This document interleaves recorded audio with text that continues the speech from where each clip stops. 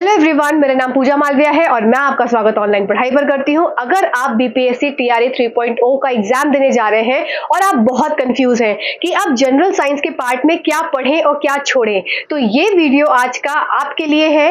आज के इस वीडियो में हम पूरी जनरल साइंस को रिवाइज करेंगे और जनरल साइंस को इस तरह से रिवाइज करेंगे कि आप एग्जाम में कर पाए। बस आपका काम क्या है, एक पेपर पेन को लेकर बैठकर सिर्फ नोट करते जाना की पॉइंट्स जो मैं बोलती जाऊं। प्लीज यहाँ पर ये मत बोलना ये हिंदी में नहीं बोला, ये इंग्लिश में नहीं बोला, प्लीज इसको बस सुनते जाना। आपको सिर्फ ये जो जितने देर का भी वीडियो बनके आने वाला है, मुझे नहीं पता रिकॉर्ड करना, मैं स्टार्ट करूंगी जस्ट, तो ये वीडियो कितना लंबा बनता है ये तो बाद में पता चलेगा। पर इस वीडियो को देखने के बाद इतना तो है कि आप जनरल साइंस में स्कोर अच्छा करेंगे। बहुत ज्यादा जनरल साइंस का 8 से 9 नंबर का पेपर आता है, तो इसमें आपको बहुत ज्यादा नहीं पढ़ना होता है, पर क्रिस्प चीजें पढ़नी होती है क्योंकि एकदम पेपर क्रिस्प चीजों से ही पूछा जाता है। तो उन सभी को देखते हुए, चीजों को इवेल्युएट करते हुए, चीजों को समझते हुए आज का ये सेशन मैंने यहाँ पर प्रिपेयर किया है। तो इस सेशन को देखिएगा और बस एक बार सुन लीजिएगा और जाते जाते एग्जाम से पहले एक बार और सुन लीजिएगा। आपका ये जो 8 नंबर है, इसमें कुछ ना कुछ तो अच्छे स्कोर आप लेकर आ ही जाएंगे।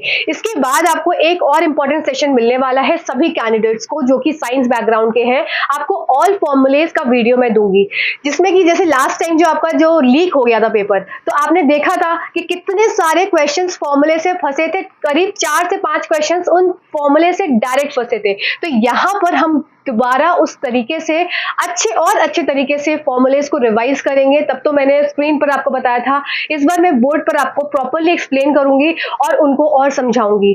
तो इन सब सेशन से जुड़ जाइए। लास्ट मोमेंट में जो आपको सेशंस मिलते जा रहे हैं, रिवीजन के सेशंस है, और कोई डाउट रहेगा तो जरूर पूछ लीजिएगा। आप सभी कैंडिडेट्स का मैं चाहूंगी कि आपका एग्जाम क्लियर हो, तो कुछ डाउट रहेगा, अगर मेरे तक होगा, संभव होगा वीडियो को रिकॉर्ड करना, मैं जरूर आप तक वो लेक्चर को पहुंचाऊंगी।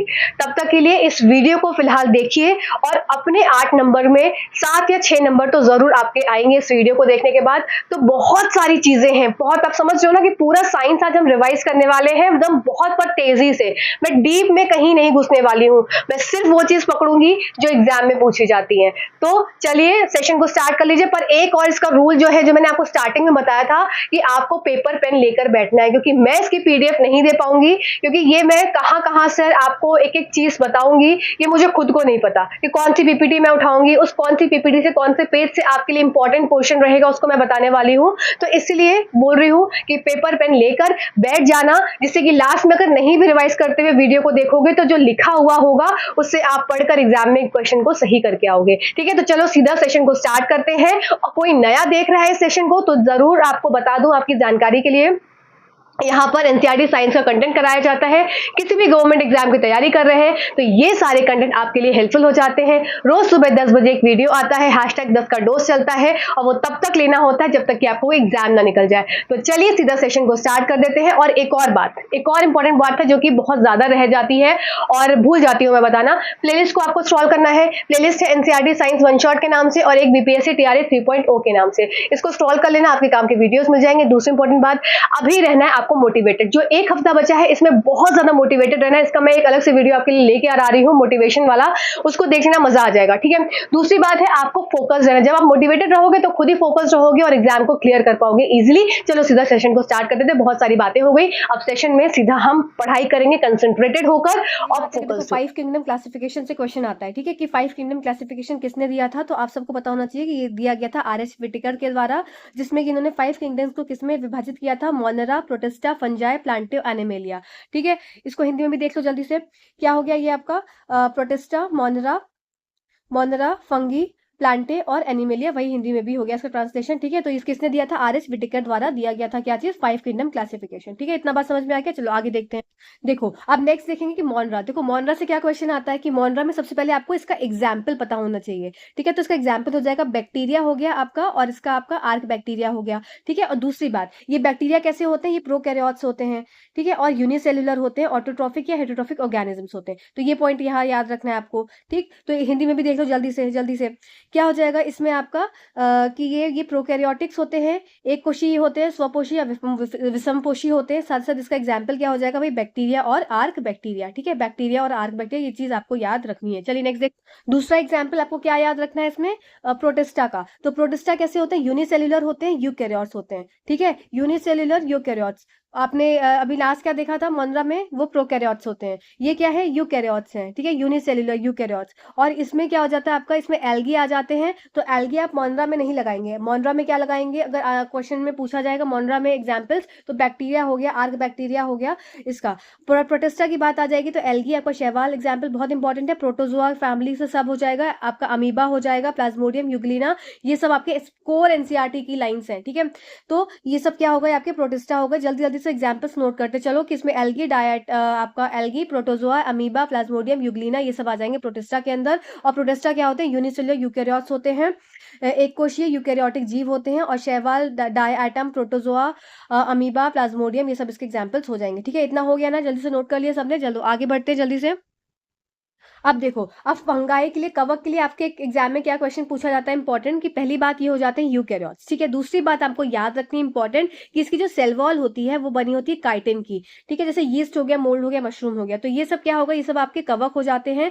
अब इसमें आपको क्या याद रखना है, कि ये हिंदी में देख लो जल्दी से, कि इसकी जो उनमें से अधिकांश कोशिकाएं भित्ति जो है काइटिन की, कोशिका भित्ति सेल वॉल काइटिन की बनी होती है। ये इंपॉर्टेंट पॉइंट यहाँ पर आपको याद रखना है, ठीक है। ये सेप्रोफिटिक होते हैं, ये मोस्टली सेप्रोफिटिक होते हैं, मतलब कि ये आपके क्या हो जाते हैं, मृतोपजीवी होते हैं, ठीक है। ये आपको इंपॉर्टेंट याद होना चाहिए। और यूकैरियोट्स होते हैं ये। तो ये 3 पॉइंट्स यहाँ पर आपको जल्दी से नोट कर लीजिए, जल्दी आगे बढ़ते हैं।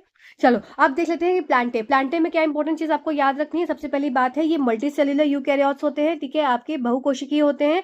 और इनकी जो सेल वॉल होती है सेल्यूलोज की बनी होती है, वेरी इंपॉर्टेंट पॉइंट। यही सब एग्जाम में क्रिस्प क्वेश्चन आपसे पूछे जाते हैं, ठीक है। तो सेल वॉल जो उनकी कोशिका भित्ति होती है वो सेल्यूलोज की बनी होती है। इसके बाद सेल वॉल सेल्यूलोज की बनी होती है। और इसमें आपका एक और इंपॉर्टेंट पॉइंट आपको नोट करना है, जो कि था, इसमें लिखा है कि नहीं लिखा है, अच्छी है, ऑटोट्रॉफिक मोड ऑफ न्यूट्रिशन तो आपको पता ही है। अच्छा, सेल वॉल जो होती है आपकी, ये किस में प्रेजेंट होती है, प्लांट्स में प्रेजेंट होती है और एनिमल्स में एब्सेंट होती है। ये भी बात आपको, जो कोशिका भित्ति होती है वो प्लांट में प्रेजेंट होती है पर एनिमल्स में एब्सेंट होती है। अब बात कर लेते हैं प्लांट के जो बाइफर्केशन हुआ है। तो देखो, जो थैलोफाइटा होते हैं, ये थैलोफाइटा एकदम प्रिमिटिव प्लांट्स है, मतलब सबसे पुराने प्लांट्स, मतलब ये एक तरह से इसके पास कुछ भी नहीं होता है, तो ये थैलोफाइटा के अंदर आ जाते हैं। ब्रायोफाइटास क्या हो जाते हैं, उभयचर होते हैं, ये एम्फीबियंस ऑफ प्लांट किंगडम। तो उभयचर होते हैं ये, प्लांट जगत के, पादप जगत के ये उभयचर होते हैं। ये इंपॉर्टेंट पॉइंट है। उभयचर पादप जगत के कौन हो गए, आपके ब्रायोफाइट्स हो गए, ठीक है। लिखते जाएंगे जल्दी जल्दी पॉइंट्स को। फिर इसके बाद आता है टेरिडोफाइटा के पास सब कुछ हो जाता है। फिर इसके बाद आपको याद रखना है जिम्नोस्पर्म्स जो होते हैं, ये जिम्नोस्पर्म्स आपको यहाँ दिख रहा होगा। तो जिम्नोस्पर्म्स के बाद क्या है, नेकेड सीड्स प्रेजेंट होती है और इनके पास सब कुछ होता है, मतलब कि वैस्कुलर जाइलम फ्लोएम भी होता है, पर इनकी सीड जो होती है, बीज जो होते हैं वो एकदम नग्न होते हैं, ठीक है। एंजियोस्पर्म्स में क्या होते हैं, सीड्स जो है अंदर प्रेजेंट होते हैं, छुपे हुए होते हैं, ठीक। चलो आगे देख लो। चलिए, अब इसके बाद जीवन की मौलिक इकाई में फंडामेंटल यूनिट ऑफ लाइफ, इससे आपको इंपॉर्टेंट चीज क्या याद रखनी है, कि सेल की जो सेल है उसकी सबसे पहली डिस्कवरी किसने करी थी, रॉबर्ट हुक ने। तो रॉबर्ट हुक द्वारा कोशिका की खोज की गई थी, ठीक है, सेल्स की खोज की गई थी। फिर आपको याद रखना है दूसरा इंपॉर्टेंट पॉइंट, कि जो रॉबर्ट ब्राउन थे, रॉबर्ट हुक ने तो सेल की खोज की थी, फिर रॉबर्ट ब्राउन ने किसकी खोज करी थी, न्यूक्लियस की, आपकी नाभिक की खोज की थी। किसकी, सेल के अंदर जो नाभिक प्रेजेंट होता है उसकी खोज की थी रॉबर्ट ब्राउन ने, ठीक है। इसके बाद पुरकुंजे फाइबर ने प्रोटोप्लाज्म की खोज की थी, जो कि आपके सेल के अंदर जो तरल पदार्थ होता है, तरल पदार्थ प्रोटोप्लाज्म होता है। तो प्रोटोप्लाज्म की खोज किसने करी थी, पी से प्रोटोप्लाज्म, और पी से हो जाएगा पुरकिंजे ने किया था। तो ये 3 आपको साइंटिस्ट के नाम याद रखने हैं, बहुत इंपॉर्टेंट है। इसको हिंदी में भी देख लो, कि कोशिकाओं की खोज जो थी, सबसे पहला पॉइंट जो है, कोशिकाओं की खोज सबसे पहले रॉबर्ट हुक ने की थी 1665 में, याद रखने की जरूरत नहीं है। फिर आपने ल्यूवर आपका, इसके बाद हमने देखा था क्या, पुरकिंजे ने क्या किया था, कोशिका में तरल पदार्थ प्रोटोप्लाज्म की खोज की थी। फिर रॉबर्ट ब्राउन ने क्या किया था, कोशिका में केंद्रक की खोज की थी। तो ये 3 पॉइंट्स आपको यहाँ पर याद रखने, इंपॉर्टेंट पॉइंट है, ये एग्जाम में कई बार पूछे गए हैं। अब देखो, नेक्स्ट प्लाज्मा मेम्ब्रेन से क्वेश्चन आता है। तो प्लाज्मा मेम्ब्रेन जो होता है, इसी को सेल मेम्ब्रेन के नाम से भी जाना जाता है। ये सिलेक्टिवली परमिएबल होती है। तो प्लाज्मा मेम्ब्रेन सिलेक्टिवली परमिएबल होती है, ठीक है। और जो गैसेस में का आदान प्रदान होता है, गैसेस का जो एक्सचेंज होता है, वो किसके थ्रू होता है, वो डिफ्यूजन प्रक्रिया के थ्रू होता है। और वाटर का जो एक्सचेंज होता है, वो ऑस्मोसिस की प्रक्रिया से के द्वारा होता है। तो जो डिफ्यूजन, पर ऐसा ये नहीं बोल सकते कि वाटर जो अगर ऑस्मोसिस की प्रक्रिया से जैसे ये आपका इधर है, यहाँ पर पानी प्रेजेंट है और यहाँ पर पानी नहीं है, तो यहाँ से यहाँ अगर पानी जा रहा है, इसका मतलब सिलेक्टिवली परमेबल मेम्ब्रेन को पास करते हुए जा रहा है। कौन सी प्रक्रिया से, ऑस्मोसिस की प्रक्रिया को फॉलो करते हुए। पर वाटर जो है वो ऑस्मोसिस के जरिए तो जाता ही है, साथ साथ जो डिफ्यूजन है वो भी वाटर को ट्रांसपोर्ट कर सकता है इधर से उधर, ठीक है। तो ये पॉइंट याद रखना है। इसमें आपको क्या पॉइंट याद रखना है, आपको सबसे पहली बात की जो प्लाज्मा मेम्ब्रेन होती है वो सिलेक्टिवली परमिएबल होती है। कुछ सब्सटेंसेस को अंदर लेके जाती है और दूसरे को नहीं लेकर जाती है। ये एक्सटर्नल और इंटरनल एनवायरनमेंट को अलग अलग रखती है। डिफ्यूजन के थ्रू क्या है, गैसेस का एक्सचेंज होता है, ऑस्मोसिस के थ्रू पानी का एक्सचेंज होता है, पर पानी का एक्सचेंज डिफ्यूजन के थ्रू भी हो सकता है। ठीक है, यही चीज हिंदी में लिखी है। कोशिका का सबसे बड़े बाहरी आवरण होता है जिसमें सामग्री को उसके बाहरी वातावरण से अलग किया जा सकता है। प्लाज्मा झिल्ली अंदर और बाहर के लिए होती है। फिर इसमें चयनात्मक परागम में झिल्ली हो कहा जाता है इसको। फिर जल की भी विसरण के नियम को पालन करता है। फिर कार्बन डाइऑक्साइड या ऑक्सीजन कुछ पदार्थ प्रसार नामक प्रक्रिया द्वारा कोशिका झिल्ली के आर पार हो जाते हैं। ठीक है, और पानी क्या है, पानी के अणुओं गतीय परासरण कहा जाता है। ठीक, चलो आगे देखते हैं जल्दी से। देखो, अब 3 तरह के सॉल्यूशंस होते हैं। आपको एक एग्जाम में क्वेश्चन किस तरह से आता है, अगर ये यहाँ पर रेजिन है, ठीक है, ये रेजिन को इसमें पानी में डाल दिया, ये पानी है, यहाँ पर क्या है, रेजिन, रेजिन मतलब कि किशमिश, किशमिश डाल दिया। अब किशमिश थोड़े समय के बाद क्या है, एकदम फूल जाती है, फुग्गा की तरह इस तरह से हो जाती है। तो इसमें क्या हो गया, इसका मतलब जो किशमिश के अंदर कैसा था वातावरण, हाइपोटोनिक था, और बाहर पानी कैसा था, हाइपोटोनिक था। तो पानी कहाँ से चला गया, पानी किशमिश बाहर से अंदर की तरफ आ गया। ठीक है, हाइपोटोनिक सॉल्यूशन जहां पर आपका हाइपोटोनिक स्टेट थी किशमिश के अंदर, तो वहां पर पानी भर गया। ठीक है, तो हाइपोटोनिक क्या होता है, हाइपर कंसेंट्रेशन ऑफ, बस इतना याद रखना है कि पानी भर जाता है अगर अंदर, तो उसमें हाइपरटोनिक और हाइपोटोनिक कंसेप्ट का यूज होता है। ठीक है, और पानी तब तक भरता रहेगा जब तक कि उसमें पूरी सेचुरेशन की स्टेट ना आ जाए, मतलब आइसोटोनिक सोल्यूशन ना बन जाए। इसका मतलब कि अब उसमें ना अंदर जा रहा है ना बाहर जा रहा है पानी। ठीक, चलो आगे देख। इस एग्जाम्पल, इस लिमिट से आपको ये बात और समझ में आ जाएगी जो मैंने अभी जस्ट बोली है। क्या मैंने बोला यहाँ पर कि हाइपोटोनिक सॉल्यूशन है, इसका मतलब ये किशमिश थी, इसमें जो किशमिश डाली गई वो क्या हो गई, श्रिंक कर गई। तो श्रिंक क्यों कर गई, क्योंकि पानी जो था वो किशमिश से बाहर की तरफ आ गया। ठीक है, सॉल्यूशन कैसा था, हाइपोटोनिक था, इसमें पानी कम था, पानी कम था तो पानी अंदर से बाहर आ जाएगा। हाइपोटोनिक सॉल्यूशन है मतलब यहाँ पानी ज्यादा है। ठीक है, तो ज्यादा होने की वजह से अंदर चला जाएगा। ठीक है, ये इस बात आपको समझ में आ गई होगी। चलो आगे देख लेते हैं। देखो, एक वैक्यूल से क्वेश्चन आता है कई बार कि वैक्यूल्स का काम क्या होता है। तो वैक्यूल्स जो प्रेजेंट होते हैं प्लांट सेल के अंदर, अगर तो ये देखो, ये प्लांट की सेल हो गई और इसमें ये प्रेजेंट है बड़ा सा वैक्यूल। और अगर एनिमल सेल की बात करूं मैं, तो अगर एनिमल सेल है तो इसमें वैक्यूल क्या इतना सा प्रेजेंट है। तो सबसे पहली बात डिफरेंस ये हो जाता है, जो वैक्यूल होता है वो प्लांट सेल में ज्यादा बड़ा होता है as compare to animal cell. और वैक्यूल क्या करता है, काम क्या होता है, ये टर्जिडिटी प्रोवाइड करता है, सच रिजिडिटी टू सेल, और सेल को शेप देता है, मतलब सेल को शेप देता है, प्लस इसके अंदर जो होते हैं सब्सटेंसेस स्टोर होते हैं। तो ये जो वैक्यूल है खाली स्थान है, जिसमें खाली सा स्थान है पूरा कवर करा होता है। इसमें amino acid, sugar, various organic acid, some proteins are stored in the vacuoles. तो ये काम होता है वैक्यूल्स का, 50 से 90% सेल के वॉल्यूम को कवर करता है। ठीक, इसको हिंदी में भी देख लो। रितिकाएं ठोस या तरल सामग्री के लिए भंडारण थैलियां होती हैं। जंतु कोशिकाओं से रसधनियां छोटे आकार की होती हैं, जबकि पादप कोशिकाओं में बहुत बड़े आकार की रसधानियां होती हैं। कुछ पादप कोशिकाओं की केंद्रीय रसधानियां कोशिका के आयतन का 50 से 90% भाग घेर सकती हैं। पादप कोशिकाओं में रसधानियां कोशिकाओं रस से भरी होती हैं और कोशिकाओं को सफेदी और कठोरता प्रदान करती है। कई पदार्थों में अमीनो एसिड, शर्करा, विभिन्न कार्बनिक अम्ल और कुछ प्रोटीन शामिल हैं जो रिक्तिकाओं में जमा होते हैं। तो ये रिक्तिकाएं मतलब वैक्यूल्स के अंदर ये सब जमा होते हैं। अब इसके बाद आपका खरीफ क्रॉप और राबी क्रॉप से आपको क्वेश्चंस आते हैं कि खरीफ क्रॉप में कौन कौन से आपको एग्जांपल्स दे दिए जाते हैं, आपको छांटना होता है कि खरीफ कौन सी है और राबी कौन सी है। खरीफ मतलब देखो, ख पहले आता है, तो ख पहले आता है, तो ये आपकी पहले आने वाली फसलें हैं। और रा से राबी जो होती है, राबी जो है बाद में आता है, तो ये बाद वाली फसलें हैं। जिसका मतलब ये जून से अक्टूबर के बीच की फसल है, मतलब जून में बोई जाती है, अक्टूबर में काटी जाती है। ठीक है, तो इसके एग्जाम्पल आपसे एग्जाम में कई बार पूछे जाते हैं, तो मैंने कई बार ये याद करवाया है सबको। इसको फटाफट से सब लोग नोट कर लेंगे कि खरीफ की बात, इसको देखो रेनी सीजन की क्रॉप्स भी बोला जाता है। तो ये रेनी सीजन मतलब बरसाती मौसम के क्रॉप्स होती हैं ये। अब इसके एग्जाम्पल क्या हो जाएंगे, SRM, ठीक है, SRM। और पीजी करने गए मिस्टर JC। ठीक है, S से हो जाएगा सोयाबीन हो गया, R से हो गया आपका रागी, M से हो गया मिलेट्स, P से हो गया यहाँ पर पल्सेस, G से हो गया ग्राउंडनट, M से हो गया आपका मेस मक्का, R से हो गया राइस को एक और नाम से जाना जाता है पैडी बहुत बार पूछा जाता है इसमें। J से हो गया आपका जवार और C से हो गया कॉटन। फिर से सुन लेंगे, S से हो गया सोयाबीन, रागी, मिलेट्स, पल्सेस, ग्राउंडनट, फिर आपका M से हो गया मेज, राइस, कॉटन, जवार। तो ये आपके सारी खरीफ क्रॉप्स हो गई। तो खरीफ क्रॉप्स का नाम जरूर याद रख लेना, कई बार एग्जाम में पूछा जाता है। इसको किसी भी तरह से निमोनिक्स जो आपने बनाया हो उस तरह से कर लेना, नहीं तो मैंने जो बनाया था SRM, यूनिवर्सिटी में पीजी करने गए मिस्टर JC। ठीक है, चलो आगे बढ़ते हैं जल्दी से। अब आपकी राबी क्रॉप्स आ गई। तो राबी क्रॉप्स जो होती हैं ये आपकी विंटर सीजन क्रॉप्स के नाम से जानी जाती है, जो कि सर्दियों की क्रॉप्स होती हैं, फसलें होती हैं। ये नवंबर में बोई जाती हैं और अप्रैल मई में काटी जाती हैं। अब इसको आपको क्या याद रखना है, इसका हो जाएगा आपका बाउल, BOWL बाउल। बाउल में कौन खा रहा है, मिस्टर टॉम। तो बी से हो जाएगा बार्ले, ये हो गया आपका बार्ले। ये हो गया ओट्स, ये हो गया व्हीट, ये हो गया लिनसीड, ठीक है। और टी से हो गया आपका टोमेटो पोटैटो, ओ से हो गया हमारा ओट्स, एम से हो गया मस्टर्ड, ठीक है। तो फिर से सुन लेंगे, बी से हो गया बार्ले, नोट करूंगी जल्दी से, barley, oats, wheat, linseed, tomato potato, oats और मस्टर्ड। तो ये सब आपकी राबी क्रॉप्स हो गई, बहुत इंपॉर्टेंट है, ये कई बार एग्जाम में पूछा गया है। चलो आगे।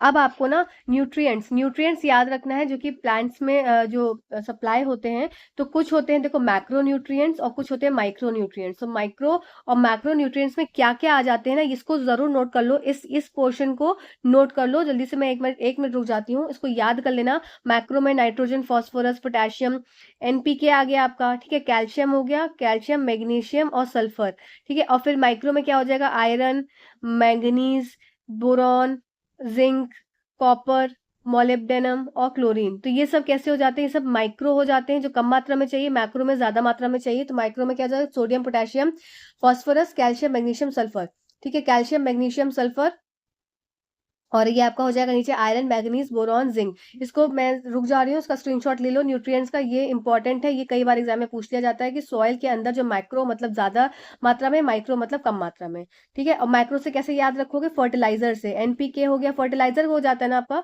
फर्टिलाइजर, नाइट्रोजन, फॉस्फोरस आपका, और पोटेशियम, फिर कैल्शियम, मैग्नीशियम। कैल्शियम हमको भी चाहिए होता है, मैग्नीशियम हमको चाहिए होता है, तो मतलब मैक्रो स्तर पर चाहिए होता है, और सल्फर, ठीक है। तो ये सब हो गए आपके क्या, मैक्रो न्यूट्रिएंट्स। और बाकी जो एल्स बचे मतलब iron, manganese, boron, zinc, copper, molybdenum, chlorine, ये सब आपके माइक्रो के अंदर आ जाएंगे। अब देखो मैन्योर से एक क्वेश्चन आता है कि मैन्योर क्यों आवश्यक होता है। तो मैन्योर जो होते हैं वो, सबसे पहली बात है कि ये वाटर होल्डिंग कैपेसिटी को बढ़ाते हैं सॉइल के अंदर। तो सॉइल के अंदर जैसे कि पानी की क्षमता को बढ़ाते हैं। फिर साथ साथ जो ये मैन्योर जो है वाटर लॉगिंग को भी बचाते हैं, मतलब कि पानी बहुत ज्यादा कलेक्ट भी ना हो जाए। तो मैन्योर का दोनों काम होता है, एक तो पानी को इकट्ठा भी करना और पानी को उतना भी इकट्ठा करना, और सॉइल की फर्टिलिटी को इंक्रीज करते हैं। देखो एक क्वेश्चन और पूछा जाता है एग्जाम में कि जो कंपोस्ट है, मतलब जो खाद बनाने की प्रक्रिया होती है, तो वो किचन के वेस्ट से यूज होती है ना। किचन के वेस्ट को इस्तेमाल करते हैं, उससे खाद बनाते हैं। तो इसमें जो फार्मर्स के फ्रेंड क्या हो जाते हैं, अर्थवर्म, केचुए, ठीक है। ये अर्थवर्म का इस्तेमाल करके कंपोस्ट या खाद को बनाया जाता है। वर्मी कंपोस्टिंग में क्या हो जाता है, लाल कलर के केचुओं का इस्तेमाल होता है, NCERT की लाइन है, ठीक है। लाल रंग के केचुओं का इस्तेमाल किया जाता है वर्मी कंपोस्ट में, ठीक। मैन्योर्स के साथ साथ फर्टिलाइजर्स का भी इस्तेमाल कर सकते हैं, पर फर्टिलाइजर्स जो होते हैं ये डिस्ट्रॉय कर देते हैं सॉइल की फर्टिलिटी को। इसलिए फर्टिलाइजर्स होते तो बहुत अच्छे हैं सब, नाइट्रोजन, फास्फोरस, पोटेशियम सब चीज में, पर ये सॉइल की फर्टिलिटी को खराब कर देते हैं। इसीलिए क्या हो गया, आजकल ऑर्गेनिक की तरफ दुनिया चली गई, मैन्योर जो कि ऑर्गेनिकली प्रोड्यूस्ड है। फर्टिलाइजर्स क्या हो जाते हैं, केमिकली प्रोड्यूस होते हैं, इसलिए फर्टिलाइजर्स से अच्छे मैन्योर्स माने जाते हैं। पर फर्टिलाइजर्स में ज्यादा कंटेंट होता है नाइट्रोजन, फास्फोरस, पोटेशियम का, ठीक है। तो ये आप ये समझ सकते हैं कि ये हाई कॉस्ट फार्मिंग के लिए इस्तेमाल होते हैं, और ये जो होते हैं ये डिस्ट्रॉय कर देते हैं सॉइल की फर्टिलिटी को, अगर इसका ज्यादा इस्तेमाल किया जाए। चलो अभी देख लेते हैं सिल्क के प्रोडक्शन में। सिल्क के प्रोडक्शन में देखो कैटरपिलर का नाम पूछा जाता है एग्जाम में। तो बॉम्बेक्स मॉरी करके कैटरपिलर है, जो कीट है, उसका इस्तेमाल होता है, और इस कीट से सिल्क का प्रोडक्शन होता है। दूसरी चीज आपको क्या याद रखनी, ये बॉम्बेक्स मॉरी क्या खाता है, तो ये मलबरी लीफ को खाता है, मतलब ये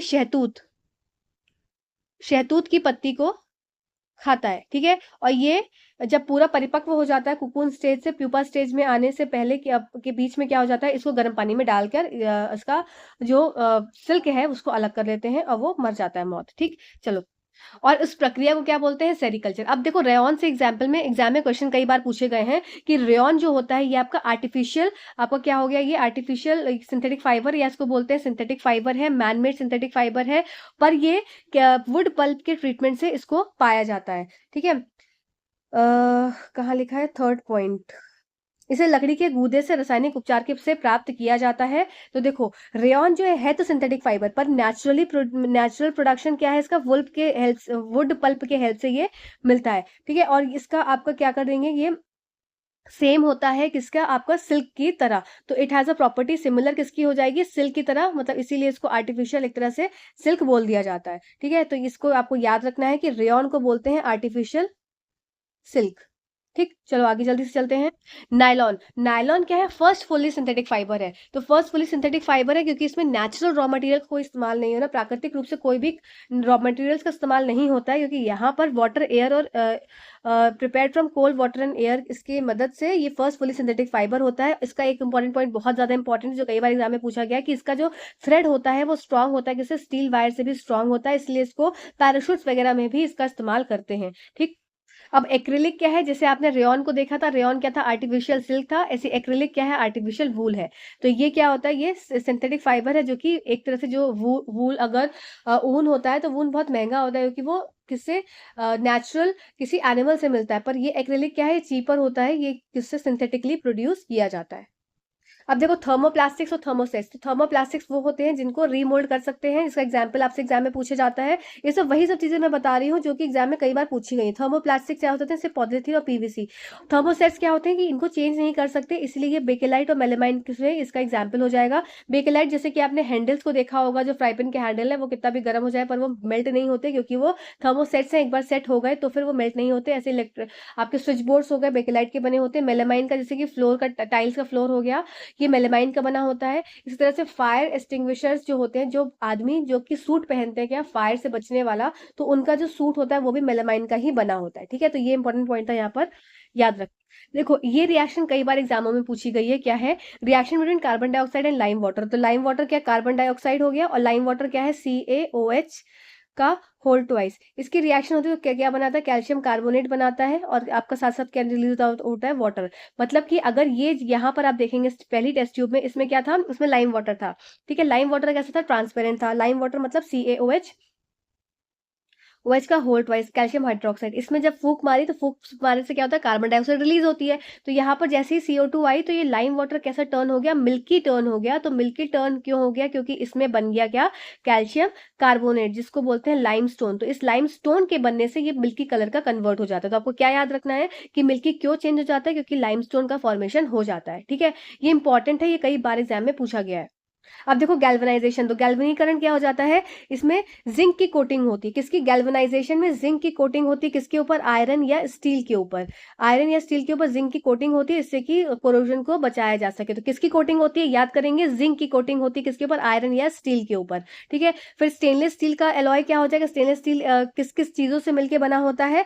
तो आयरन हो गया, कार्बन हो गया, निकेल हो गया, मैंगनीज हो गया, और आपका क्रोमियम हो गया। ठीक है, iron, copper, sorry, carbon, nickel, manganese और क्रोमियम।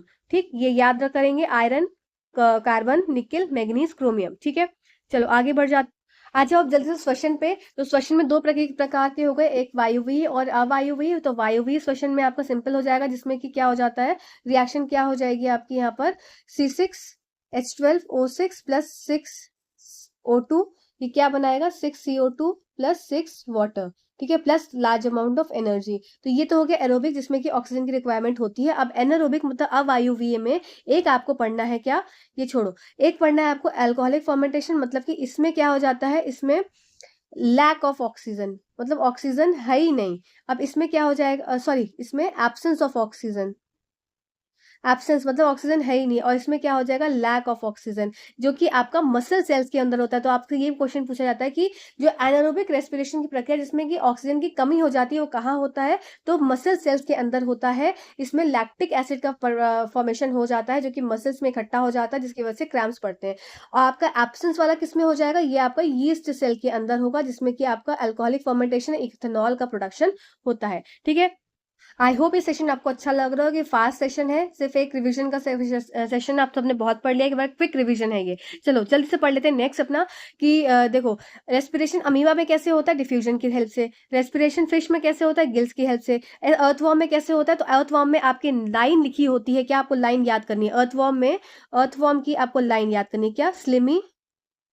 Slimy skin. ठीक है, इसकी स्किन कैसी होती है? चिपचिपी।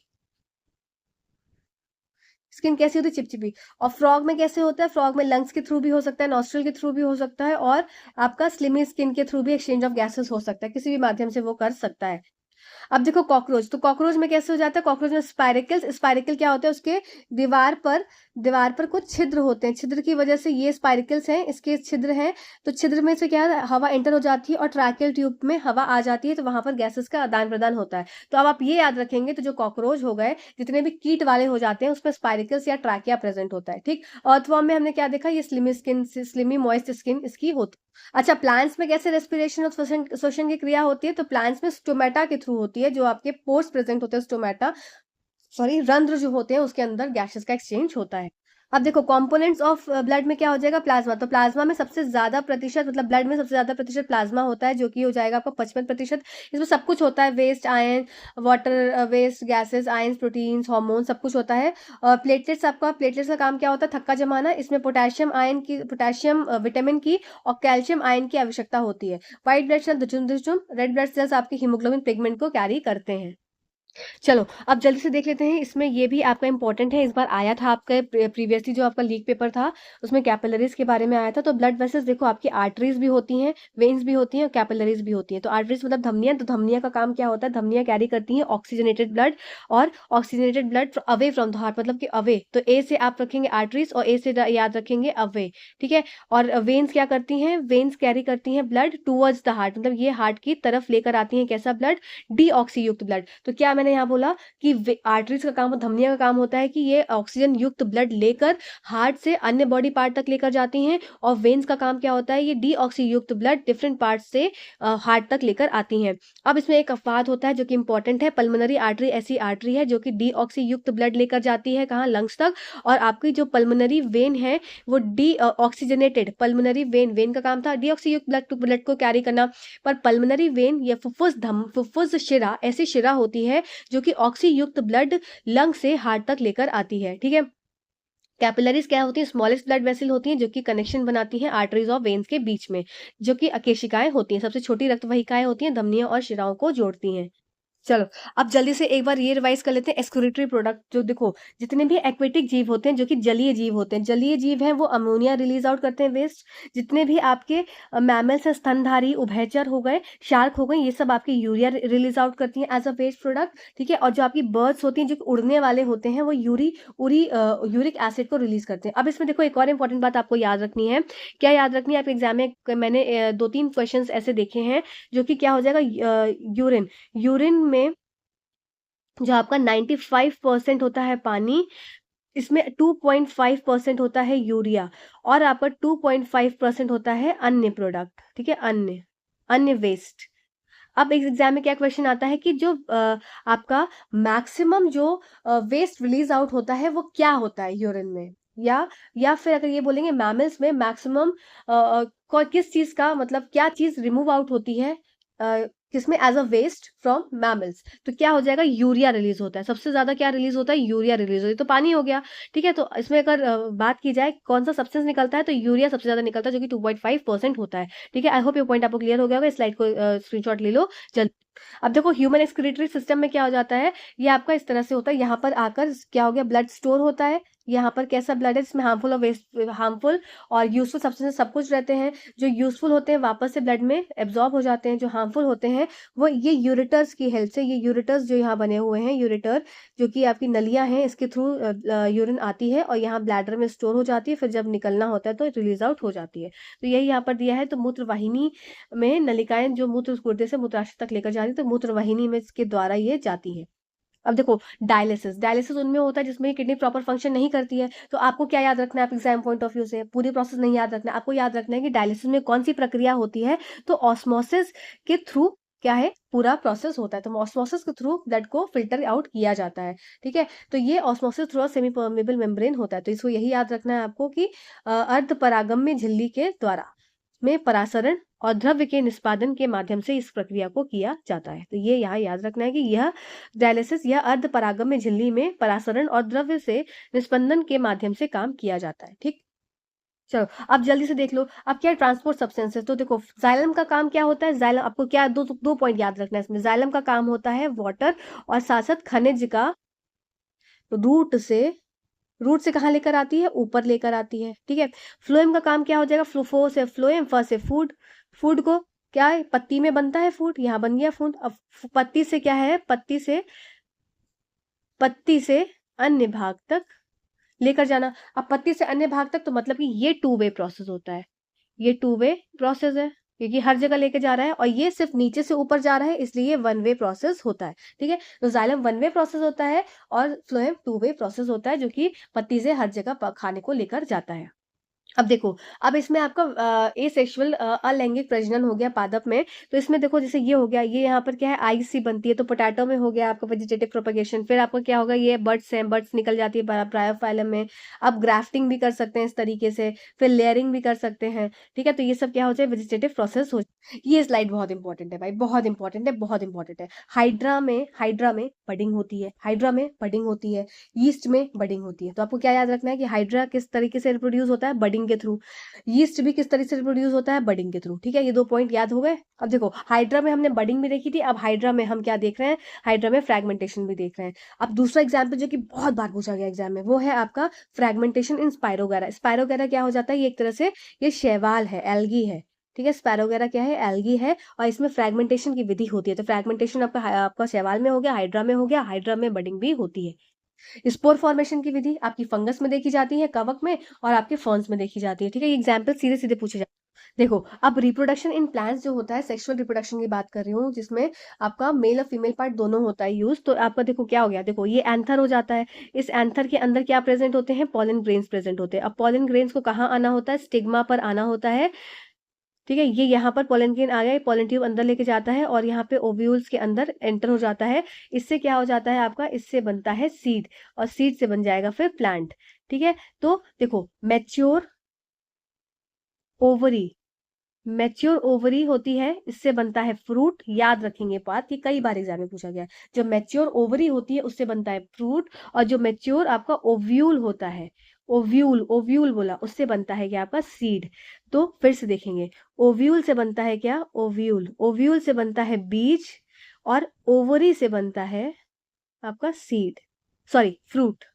ठीक है, इस पॉइंट को याद रखेंगे। देखो, अब आपका फिजिक्स का एक टॉपिक आ गया बीच में, जो जो जैसे जैसे बीच में आते जा रहे हैं, मैं सब कराती जा रही हूँ आपको। ठीक है, तो magnetic effect of electric current में क्या था, विद्युत धारा के चुंबकीय प्रभाव में आपको सबसे पहले आपको ये याद रखना है कि ये ऑल्स्टेड द्वारा पाया गया, मतलब फाउंड किया गया था इस एक्सपेरिमेंट को। उसमें क्या था, इसमें सिंपल उन्होंने आयरन की नेल को लगा दिया, किसमें, एक कॉपर कॉइल में इस तरह से अटैच कर दिया, और यहाँ पर लगा दी बैटरी। जैसे ही इसको क्लोज किया, तो देखा यहाँ पर करंट फ्लो हो रहा है। करंट फ्लो होने की वजह से क्या हो रहा है, यहाँ पर कंपास नीडल लेकर आए, तो ये डिफ्लेक्शन शो करने लगी। इससे ये समझ में आया कि अब इसमें कोई चुंबक नहीं था, पर जैसे ही यहाँ पर इलेक्ट्रिसिटी को फ्लो किया, तो चुंबकीय प्रवृत्ति इसमें इस कॉइल में, इस आयरन नेल में आ गई। क्यों आ गई, क्योंकि इलेक्ट्रिसिटी पास करी थी। तो इसी को बोलते हैं magnetic effect of electric current. इस इलेक्ट्रिक करंट की वजह से, विद्युत धारा की वजह से चुंबकीय प्रभाव का उत्पन्न होना, और जैसे ही इलेक्ट्रिसिटी को ऑफ कर देंगे, वे चुंबकीय प्रभाव खत्म हो जाएगा। ठीक है, तो ये था चुंबकीय प्रभाव का नियम, और जिसमें जिसको दिया था कैसे, ऑल्स्टेड ने ये इस नियम को मतलब निकाला था, मतलब उसकी खोज की थी। अब इसका इस्तेमाल कहाँ कहाँ करते हैं, ये आपको इलेक्ट्रिक बेल को भी बनाने में यूज होता है, इलेक्ट्रिक फैंस को, इलेक्ट्रिक मोटर्स को, इन सब को बनाने में magnetic effect of electric current का इस्तेमाल किया जाता है। देखो, देखो, अब ये एक इंपॉर्टेंट चीज है जो कि एग्जाम में कई बार पूछी जाती है। देखो, क्लोरोफिल की आवश्यकता क्यों है, ये रिएक्शन आपको यहाँ पर दे दी गई। ठीक है, ये रिएक्शन आपको सबको पता है कि ये एक आपकी प्रकाश संश्लेषण की रिएक्शन है। अब इसमें क्लोरोफिल की आवश्यकता क्यों है, तो क्लोरोफिल अगर नहीं होगा, तो ये जो सनलाइट है, ये भी इसमें एब्जॉर्ब नहीं हो पाएगी। मतलब जो लीफ है, लीफ पत्ती में अगर सनलाइट को एब्जॉर्ब करना है, तो उसके लिए क्लोरोफिल की आवश्यकता मतलब रहना जरूरी है, उस क्लोरोफिल आवश्यक है। ठीक है, तो इसलिए क्लोरोफिल की प्रेजेंस इंपॉर्टेंट हो जाती है। तो ये पहली चीज होगी जो कि आपको पता होना चाहिए कि इंपॉर्टेंस ऑफ क्लोरोफिल। दूसरी बात आपको क्या पता होना चाहिए कि लाइट एनर्जी, जो सौर ऊर्जा है, लाइट एनर्जी, इसका कन्वर्जन हो जा रहा है किसमें, केमिकल एनर्जी में। ठीक है, क्योंकि ग्लूकोज बन रहा है। ये दूसरा पॉइंट आपको याद होना चाहिए इसमें। दूसरी चीज, तीसरी इंपॉर्टेंट चीज क्या हो जाती है इसमें, कि जो कार्बन डाइऑक्साइड है, इसका रिडक्शन होता है कार्बोहाइड्रेट में। तो ये इंपॉर्टेंट पॉइंट है जो कि कई बार एग्जाम में पूछा गया है, कई एग्जाम से, मतलब मैं आपको क्या बताऊं।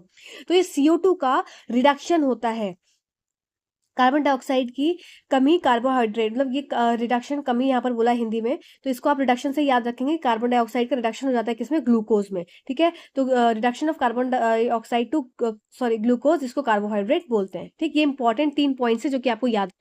अब हेटेरोट्रॉफिक न्यूट्रिशन में जो आपकी विषम पोषी होते हैं, उसमें आपको होलोजोइक न्यूट्रिशन का एग्जांपल दिया जाए, तो आप अमीबा का एग्जांपल तुरंत लगा देंगे। ठीक है, क्योंकि वो होल, पूरा का पूरा होल खाना खा लेता है, इसलिए होलोजोइक है, होल सा बना लेता है, होल सा बना लेता है, इस तरह से जा जाके अपना होल सा बना लेता है। ठीक है, और सेप्रोट्रॉप्स की बात अगर किया जाए तो सेप्रोट्रॉफिक जो होते हैं ये डेड ऑर्गेनिजम्स को खाते हैं, सेप्रोट्रॉप्स जो होते हैं, और इसका एग्जाम्पल आपको याद रखना है कवक का। तो कवक क्या होते हैं, सेप्रोट्रॉफिक मोड ऑफ न्यूट्रिशन को फॉलो करते हैं, जो कि डेड डिकेड ऑर्गेनिजम्स को खाते हैं, मतलब सड़े गले जैव पदार्थ को खाते हैं।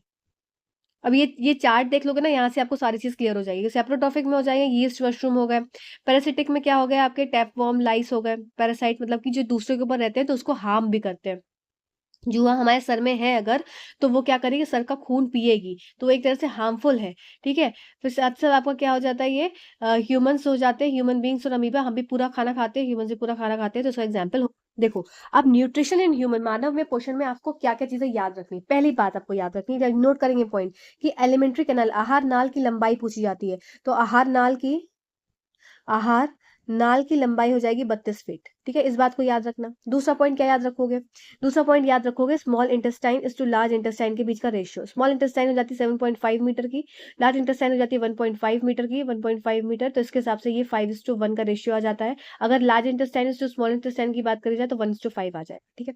तीसरा इंपॉर्टेंट पॉइंट आपको याद रखना है कि डाइजेशन, पाचन जो शुरू होता है वो कहाँ होता है, तो पाचन शुरू होता है कहाँ पर आपका, ये आता है आपका मुख में, ठीक है। और सबसे पहले कार्बोहाइड्रेट